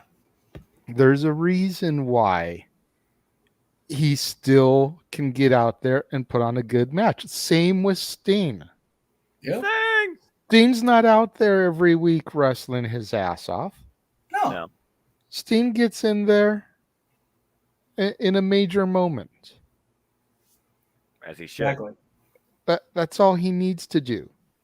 And even when he gets in there in a match, he's not in there going all out, pun intended. Hey. He gets in there, does a Stinger splash, maybe a Scorpion Death Drop, Scorpion Deathlock. He's good. Yeah. Yeah. You know, couple of shots in the corner, give the little howl. He didn't need to get out there and put on, you know, a 20-minute mat classic. Yeah. He's not wrestling Flair in Those 88. days are behind him. Yeah. Right. Get in there, get your moments in, get your big spots in, tag out. Yeah. I forget it was on this show or one of the other shows I do, but people forget how big a dude and how solid a dude Billy Gunn is. Yeah. Oh, I don't. I've been next to the man. He is awesome. In his prime, he was the same height as Hogan in his prime, 6'8", a legit 6'8", and even now, shredded. Yeah, I mean, like I said, just look at that picture. His abs have abs. Right. His six-pack has a six-pack. Eat your heart out, Tony Nese. Right. Jesus. I mean, again, I'm not saying I'm ever, in the history of my life, ever going to be the tallest guy in the room again, because, you know, I'm already getting 40, and I was shrinking, 15 years ago, it feels like now. But when I met everybody I met on the Jericho Cruise, and I got to meet quite a few people, I was around these guys on the AEW roster and the legends of the business, and just seeing how big these kids are. I'm thinking, okay, well, I'll meeting Dean Malenko and with 4 fingers. It's like, yeah, Dean's been around. I'll feel like I'm okay. Where'd it go? Right. Look at this shit. Billy's leaning over. And motherfucker's still taller than me. By a lot. By a lot. Okay? I'm not laughing. I'm not laughing at you. I'm just putting it out it's there. okay, because I'm laughing too. He's a big, solid dude, and when you meet him off the ship and where'd you were sleeping? My old ass was in bed. I'm tired. I don't do shit. You walk away and you say yes, sir, and you keep on walking. There you go. He's bigger than you. He's stronger than you. He will plant your ass into the Bahamas sand, because that's how he do. But I love that he gave this advice. I love that he put this in a social post or interview of some kind. That was a brilliant thing to have go out there, because not only will the kids in AEW see that he's not just saying it to them to hear his own voice. Everybody that is in wrestling / sports entertainment, or is going to get into wrestling / sports entertainment, needs to see and hear this. I mean, if you really want to think about it, he is the only DX member that still wrestles. On the regular, anyway, absolutely. On the regular, I'm about to say. Yep. And, Wow. again, I was mentioning the people I saw. Let me go back. Go ahead, Jay. Keep going with your point. I'm sorry. That was my point. It was just like, Hunter left his gear in the ring at Mania. Sean has retired. Yes, he came back for the occasional one-off when, Country Redacted. Yeah. Road Dogg is retired. I don't hear much from Waltman these days. Sean's he's not wrestling, but he's still very much active as far as, just making appearances and whatnot. Right. But Billy is still out there, again, not weekly, but he gets in there. He still does his thing. He is still making his presence known on a regular basis. Right. There's a reason why he still can get out there and do this stuff. Yeah. You got a guy like Chris Jericho, wrestling longer than Billy, as far as I know. Maybe by only a year or two, but still, not too far off the mark. No. And there's just so many people that are in AEW that don't wrestle all the time, on the regular, but at least semi-regularly. There's two people that I was trying to find a picture of. That's why I was stalling as best I could there. There's two people that really came to mind that I saw on the cruise, and I still see wrestle to this day on some sort of quote-unquote major product. People debate whether it's a major product in this case, but, Robert Gibson, he was the NWA World Tag Team Champion in 1985 with Ricky Morton. And he still wrestles on the regular, not as often as Ricky does, because Ricky crazy, but on the regular. And then these two guys. Daniels is head of talent. He didn't have to do a damn thing again if he don't want to. And he's still wrestling occasionally on Impact. He still wrestles on the occasional Dark or Elevation match. NJPW, particularly, he was involved in the Tag Tournament for their inaugural NJPW Strong Tag Team Championships. Same with Frankie. Frankie's, wrestling on the regular all over the place. Saban and Shelley. How long have they been around? They're still going. I mean, Alex really talked about on Impact Wrestling what the price that Saban has paid for this industry to even become the Impact World Champion to a degree and still go as hard as he does. I gotta say, small side note there, but you mentioned Saban and Shelley. That is the one match I was looking forward to tomorrow that I can't see. That's going to be good. That's one of those sort of boys. I wanted to pick with my heart so bad and go for them in Lethal, but it's like, they're not going to job Wardlow out. No. You know what? I would say FTR they might, but they're not going to job Wardlow out. Yeah, they're not going to do that. No. But, it's one of those, because, again, this is kind of, inside baseball on this side of the country, but man, Saban and Shelley and Jay and Frankie and Chris, and it's like, those are our boys, man. It's like, all the damn feels and bastards. I know. Friggin' tug at the heartstrings. And it's crazy because you think of those guys and you think of what they did in TNA all those years ago, and you think about the fact that we're going to be probably talking about all 6 of those guys and more in a couple of weeks on Dads, and it's just. God, I am so looking forward to that. They're all still going, brother. It's not like we're talking about guys that are in wheelchairs sitting on their front porch watching the wrestling world go by. All them dudes I just mentioned are still wrestling, most of them on the regular. I love it.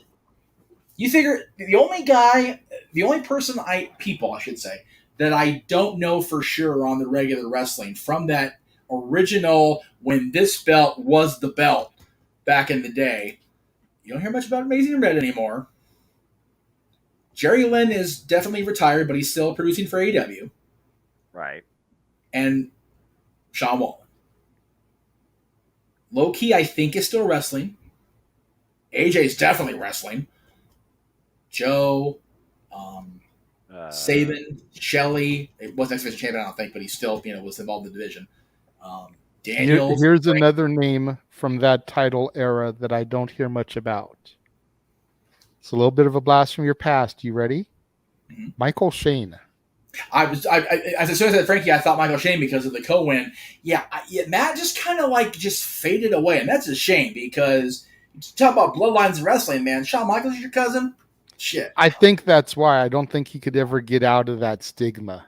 But I wonder if he were to entertain the idea if NXT would pick him up, being Shawn's cousin. Because he was a damn good wrestler. And, I swear I heard he and Frankie had a falling out at some point. I could be wrong on that, so forgive me, Frankie, if I'm wrong. Probably over Tracy. That different conversation itself. That wouldn't surprise me because but I And was gonna that say, just goes back to our "it's always a woman to mess up the Hakuna Matata." well, but you know what though, Tracy, and again, I I'm way inside baseball at this point, right? But Eh. Frankie and Tracy are just so good together. They always have been, and they're a great couple. I love them both to pieces. So I can't I can't hate on them for doing it. And if that's what asked Matt out, oh well, it is what it is. Oh, but anyway, yeah, that era of the X Division is why that match tomorrow between the Guns and Jay Lethal and Wardlow and FTR is definitely high on the priority list. It's not going to amount to shit in storylines. No. Let's be honest. No. But it's going to be a hell of a fun match to watch for us old TNA X Division fan fogies. So, but there's a lot of good shit going on tomorrow. So I'm looking forward to it. Noah's going to call 20 matches tomorrow and have to have a IV of Mountain Dew at his side. Poor bastard. Mostly calling it with either JJ or James if James is up for it. James came to a mind and said he was so tired. He just could not hang tonight. And I don't, I only did it because I came straight out of the movie theater. I'd probably be over here.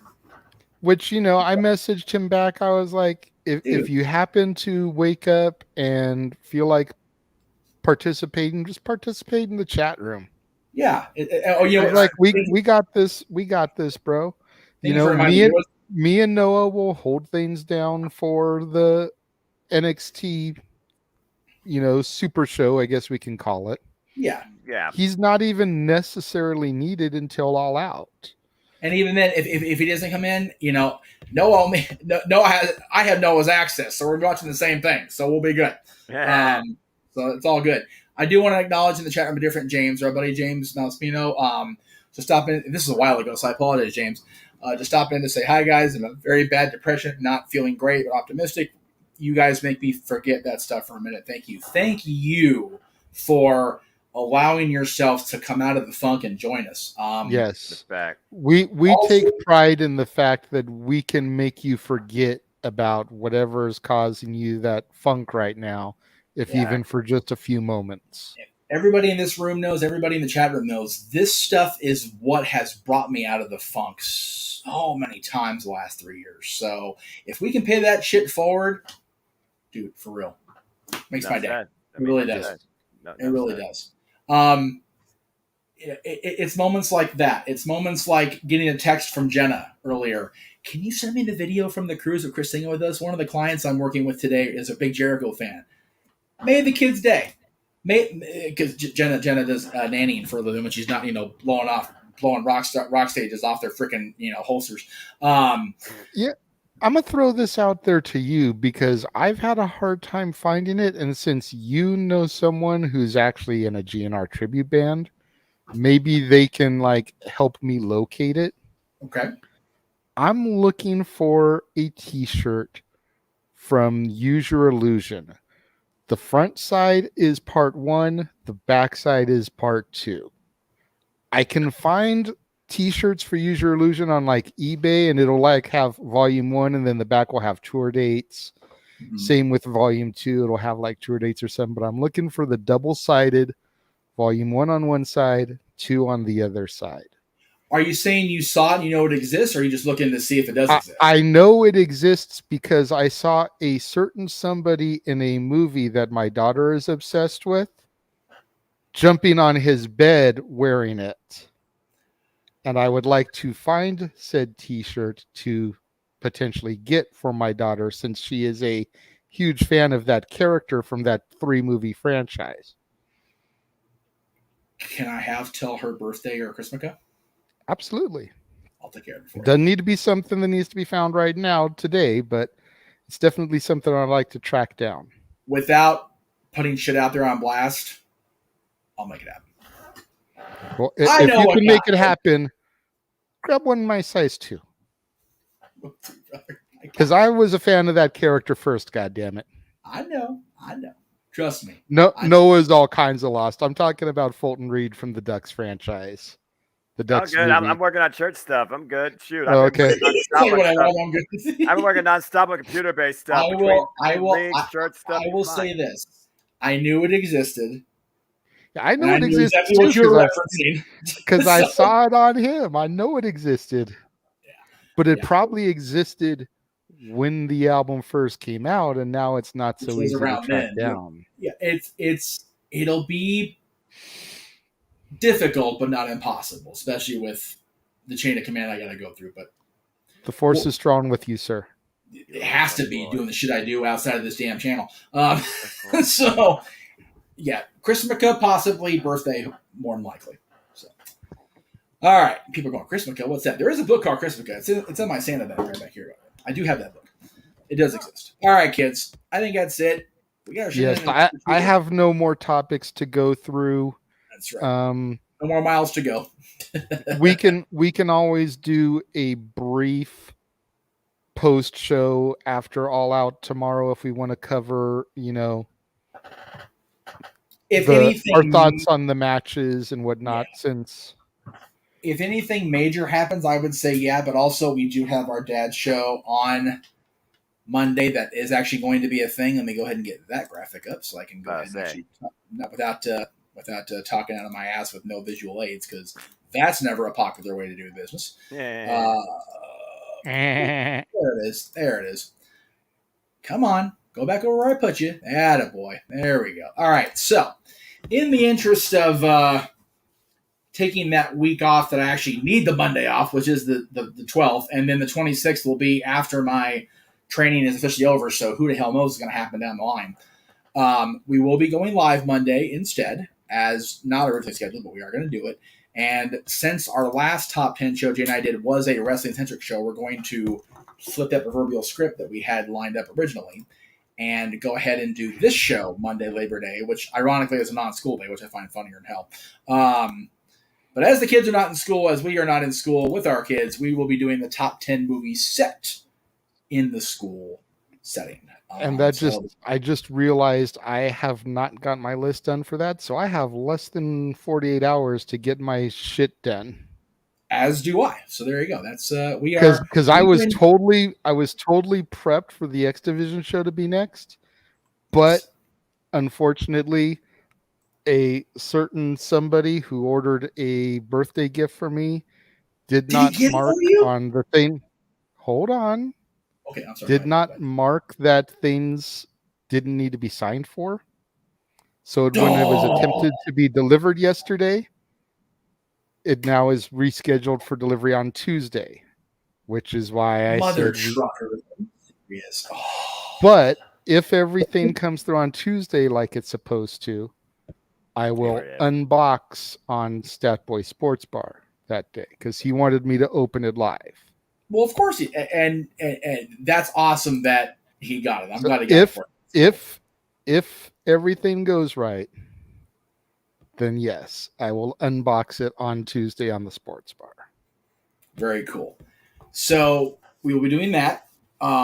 Before that, I'll go ahead and throw your calendar up. I don't think I have that ready, but I will make it ready. I was going to say, great googly moogly, because I got so much shit coming. Hey, you're good, brother. You're good. It's okay. Stay busy. I made that. Not only did I totally trick this shit out, I made it color coordinated for JJ Centric. Hey. There you go. That JJ is working every day this month, on top of Thursday through Saturday being labeled blue on another calendar because he's working. So there you go. There you go. There it is. The entire month on the Casa. Yeah. And that doesn't even factor in the dad's live streams that are going to be on this coming Monday, the 5th, as well as the 19th. Sharing a day with two of my favorite school movies, Dangerous Minds and Fast Times at Ridgemont High. Not a bad way to spend a Monday, kids. Tell you Let me ask you this. I'm going to throw this to both of you. No, I know you're not that movie centric, but knowing that Dangerous Minds is where Gangsta's Paradise came from, how many times do you think that song was featured during the movie? Oh, I already know. But... 4? Correct. Oh, okay. 4 times, which again, that's a lot. If you're going to have synergy, you might as well, blow your wad and promote it like hell, right? I mean, seriously. But yeah, this is one of my favorite months you've done this year. I mean, I love again people of my, and again you're just above my generation by a hair, Jay. Mm-hmm. But people sleep on Rodney Dangerfield in general, and I'm back to school, and it's boo shit, BEW shit. So if you missed that review on yesterday, go watch the movie. It's on HBO streaming. Max. HBO Max. There you go, and then watch the review because I loved it. I love the review too. Did Dangerous Did you Minds. watch the review? I did. Did you see the little link I threw up for our Halloween show? I did. I was very impressed with that. Thank you. Appreciate that. So Dangerous Minds again. I haven't seen it. I think since it came out. And even then, I don't think I saw it till later because it was. I hadn't seen it since it came out either. I remember seeing it in theaters, and I hadn't seen it since. Yeah, I was a little young for that. And again, I am not Coolio's biggest fan. I don't think I'm even Coolio's littlest fan. I can't stand the dickhead. But great song. Yeah, Great movie. Ice is by and far his pinnacle, his peak. Yep. Going to Hammer's house party and getting to see him perform it live was awesome. Right. Yeah. And again, I wouldn't honestly pay to see just him. Yeah. But something like that, I would go. Well, put it to you this way. I didn't pay for that show, period. Right. I went, waited in line for free tickets, was there early enough that I could score free tickets. Right. And then I got to see Hammer, Coolio, In Vogue, and the group that I really went for, Kid and Play. Yeah. Because being a fan of the house party movies, getting to see Kid and Play rock the mic and do the kick step live in concert, yes, just made everything for me. And I have to find a way somewhere where I can do the house party series. Yeah, I mean, where does it fit without a theme? Yeah, franchises. It's a 5-movie franchise, and they're talking about another movie. If they bring Kid and Play back, I'll be okay with it. Otherwise, the 5th one had them in a cameo towards the end. I know, but it was enough for me.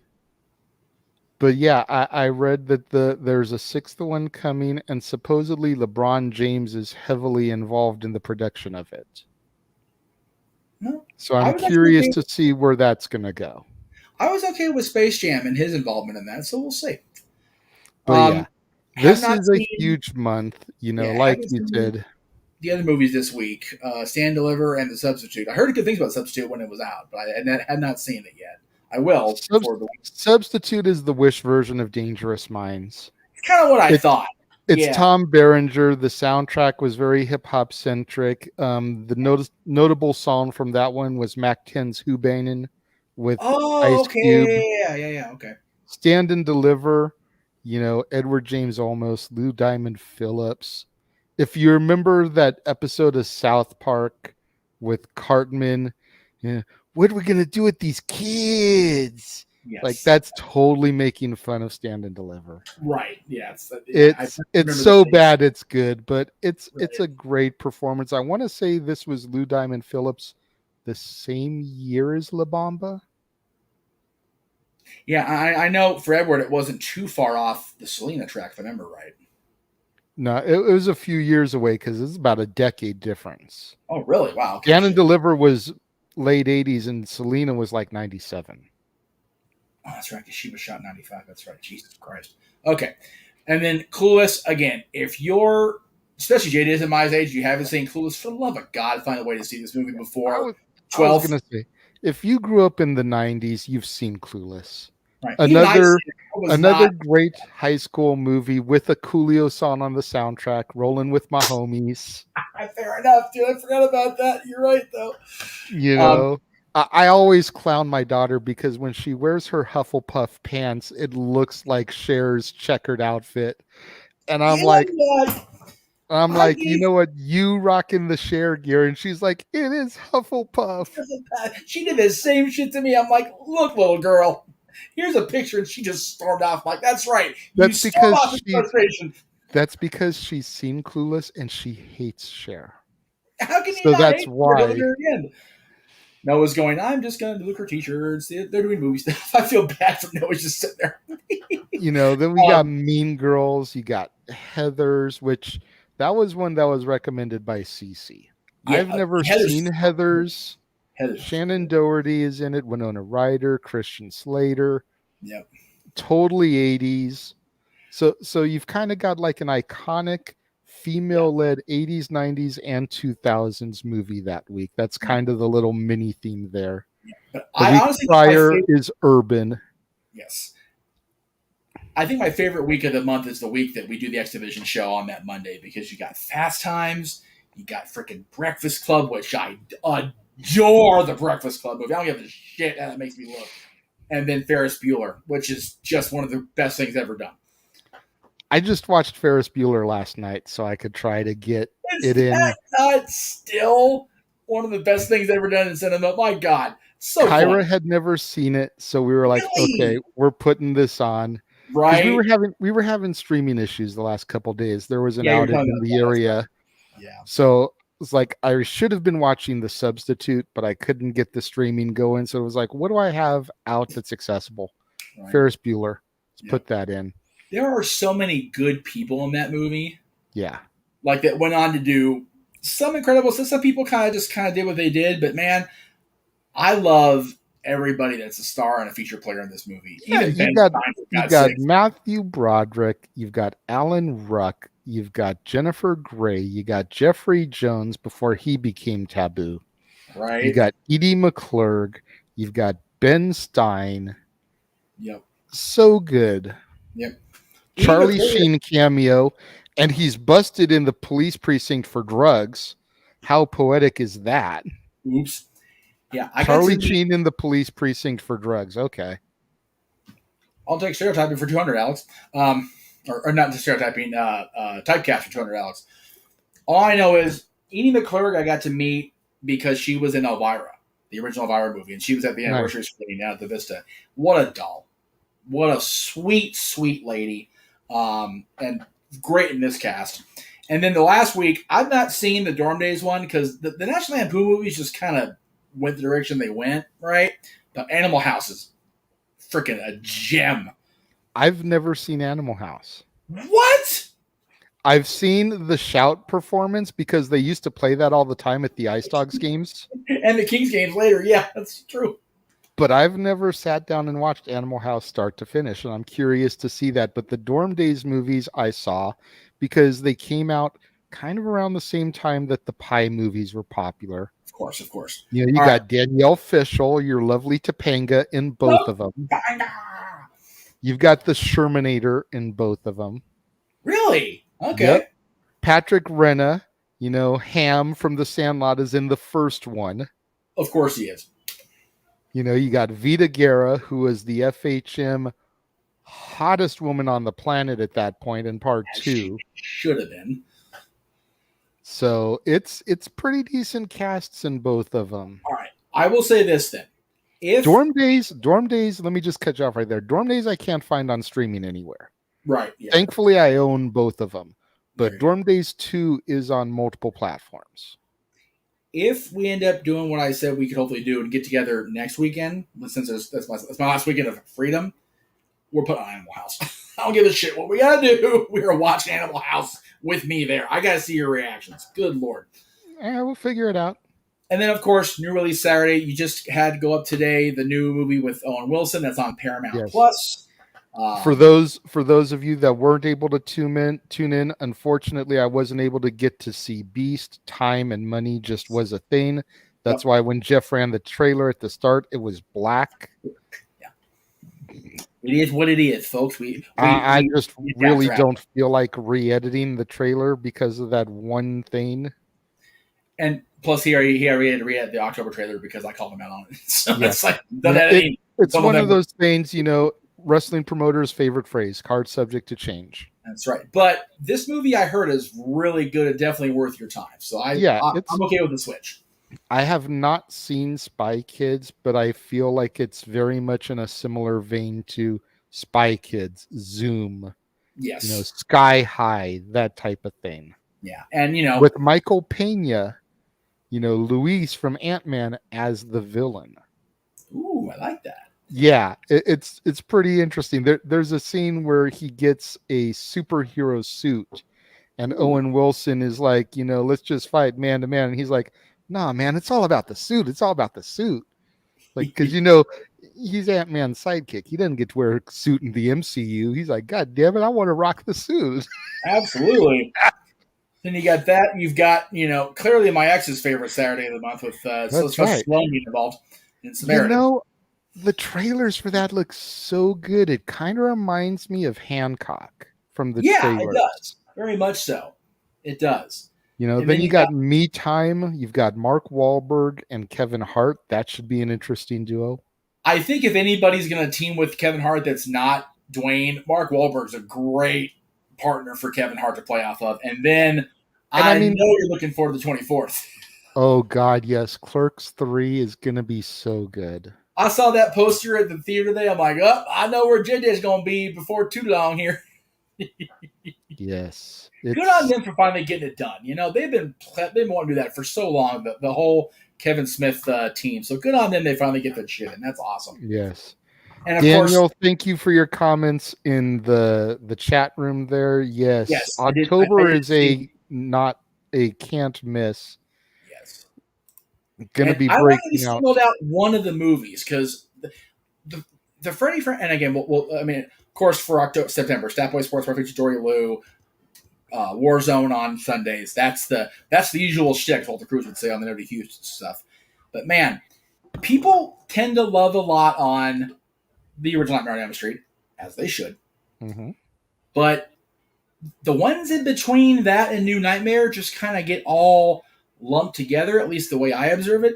Dream Warriors, I think, is the best of the sequels of the original Nightmare on Elm Street. I think Dream Warriors is so good, and it does get enough critical praise compared to the other ones, yes, but it doesn't get talked a lot about by the general audience, if that makes any sense. So I agree that I don't want to get too in depth because it could end up providing a spoiler for another Dad's Topic that'll be coming in October. Yes. But yeah, Dream Warriors is definitely one of those that is up there. I mean, Lawrence Fishburne. You've got Dokken doing the soundtrack, the Dream Warrior song. For those NWA fans, they did To the Fire, for those of you who don't know. They so much good stuff. Yes, indeed. October is probably going to be our favorite month, at least my favorite month, because you're covering Freddy, who was my original horror love. The Munsters from Rob Zombie, which people are either going to love or hate. There will be no in between because it's Rob. Let's not front. I'm also subjecting myself to Halloween 2, Rob Zombie. Hey, you know what? It's part of the franchise. If we all got to sit through a review of anything after Part 4, then you got to sit through Rob Zombies, damn. And again, I mentioned this at the top. I love that you included the kills. Freaking that shithead boyfriend in Part 4, he had it coming, Chicago style. He had it coming. He had it coming all along. The cheating bitch in 4 had it coming. That little freaking... I see your hand. Just give me a damn minute to get my spiel out. The greaser asshole in 5 definitely had it coming. And who else did you... the nurse, which is just a bad byproduct of a decent sequel. But yeah, I love it. Go ahead. You forget I haven't seen those movies yet, so I don't know who the characters are or why they are meeting their doom. I just found a YouTube video that I was able to chop off some of Michael's best kills, and I tried to stop it just before the physical kill because I didn't want to give away too much in the trailers for anybody like me who maybe hasn't seen them before. Okay. Well, then let me ask you. That's why you saw him like load her up next to the spike, and then it cuts. All right, the so guy, you haven't seen that. He raises the rake up, and then it cuts. Yeah. Ugh, but what's funny is, at least in that one, the Part 5, a lot of that type of kill, the raising of the rake, what happens to the mom, like you don't see the actual kill. That nurse in 6 gets it. I see it. Trust me, because I want to throw it up there. I was gonna say, put that up for me real quick. That's wonderful. I dig Daniel, thank you. And to steal a phrase from Yankee Doodle Dandy, my mother thanks you. My father thanks you. My brother thanks you. And rest assured, I thank you for that. And because of his status within the Universal Monsters, his nephew thanks you. That's right. Because Dylan saw the Because, Universal man, Monsters for this guy. So the fact that you got introduced to my channel and became a fan of mine because of that means the world to me. Thank you. still have There was such a reason why I started with those movies. I wanted to lay the foundation. And my girlfriend even was like, I thought you were going to pick up with where you left off in like the 70s and stuff. And it's like, we can come back to some of the smaller entries and stuff, but like, I want to start jumping into these meaty franchises because there's so many between Freddy, Jason, Michael, Chucky, Pinhead. You know, the list goes on and on. Leatherface, Jigsaw, Ghostface. Yep. It's like there's so much out there to tackle. And people don't realize how many mega stars got their start in this stuff. Jamie Lee Curtis is a primary example. Jennifer Kevin Aniston, Bacon. Leprechaun movies. Johnny Depp, who's in your trailer. So Kevin Bacon in the Jason movies, absolutely, man. And Kevin Bacon is one of the better kills in Friday the 13th, the original one, for my money.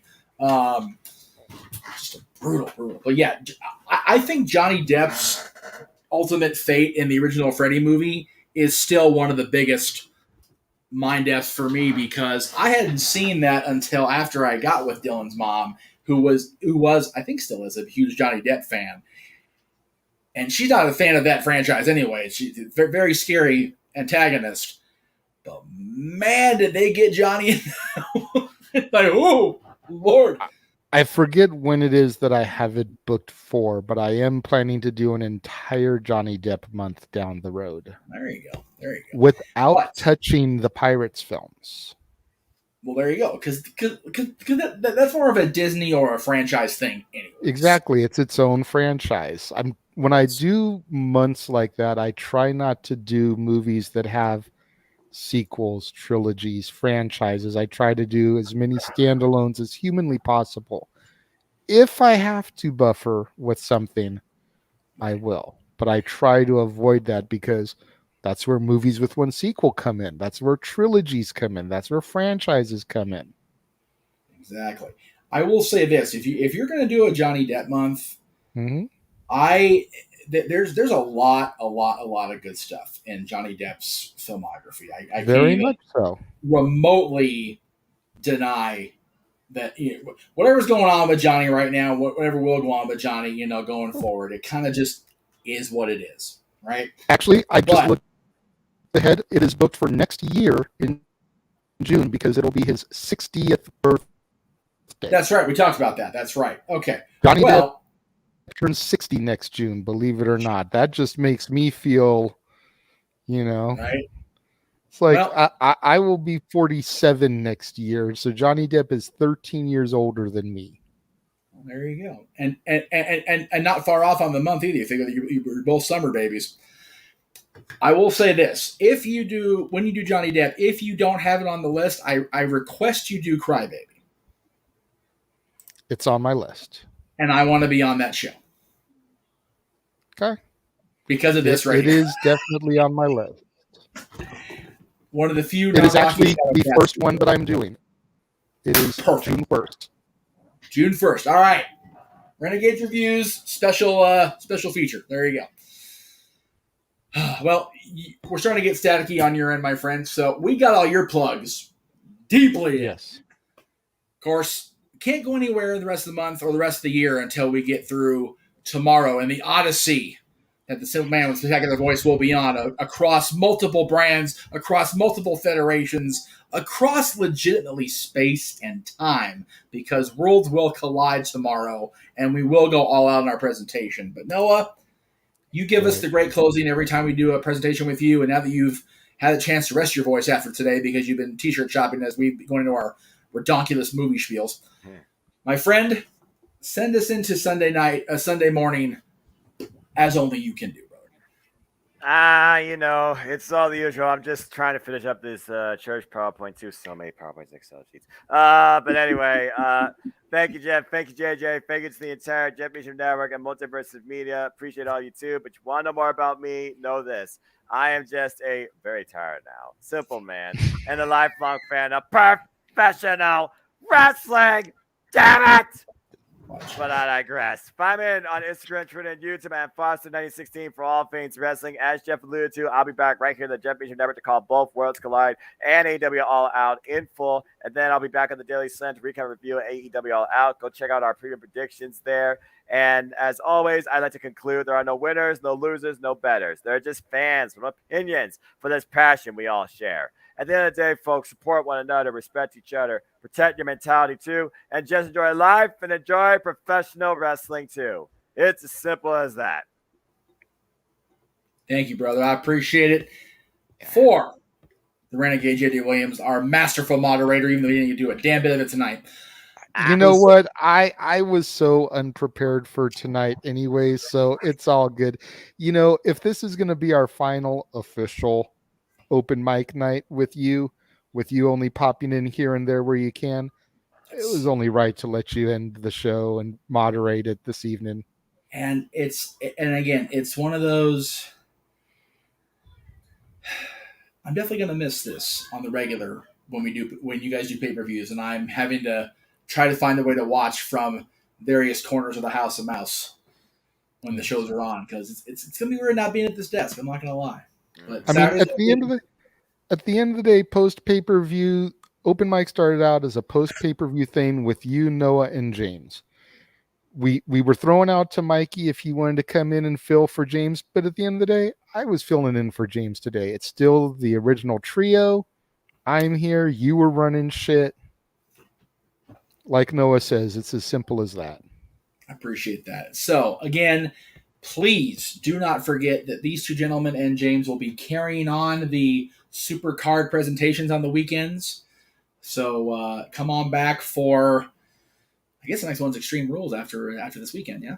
October 8th. Saturday, October 8th. As far as WWE goes, because, we get to breathe from AEW till November Full Gear, and then Impact Wrestling, they have Bound for Glory is the next pay-per-view, but the next premium thing is Bitchy Road. I don't know if it's Friday or Saturday, so I think we're good. Pretty sure it's a Friday, which is why I said we're not going to. Then we're good. Yep. But Bound for Glory is next for them, and that's also in October. Bound for Glory is definitely going to be covered. Bound for Glory is one of their big shows. We're definitely going to have that be a thing. Oh, yeah. King Mike X, yes, Jeff has got a official job now, so he is going to be stepping away from pretty much all live streams. Officially. For the time being, if he can find a way to jump in here and there with his schedule, he will. But as far as full time, he is stepping away from pay-per-views. But do not fret.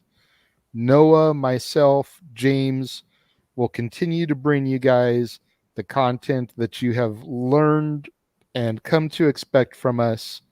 Open mic nights are going to still be a weekly thing. Pay-per-view PLE coverage are still going to be a thing. At the end of the day, me, Noah, and James still enjoy getting together and, like Noah says, sharing our opinions and discussing professional wrestling. Damn it. Just because Jeff is not here to lead the charge doesn't mean that we're still not going to be here and Jeff won't be here in spirit. Exactly. I will always be there in spirit, whether it's liquid spirit or otherwise. I will always be Damn there. right. And I will say this. If nothing else, I do have for sure a weekend off. April 1st and April 2nd. Now, I can't run the show. No. But I can call in live from SoFi Stadium. That's right. I will be here for that, one way or the other. So, as we get the awesome music send off from wherever the hell that came from, that was tremendous. He is the simple man with technical voice, Noah Foster. He is Renegade J.D. Williams. I am the West Coast Special Jeff Meacham. This has been Open Mic Night. We will see you tomorrow for the end of Noah Foster's voice as we know it. We will see you all next time.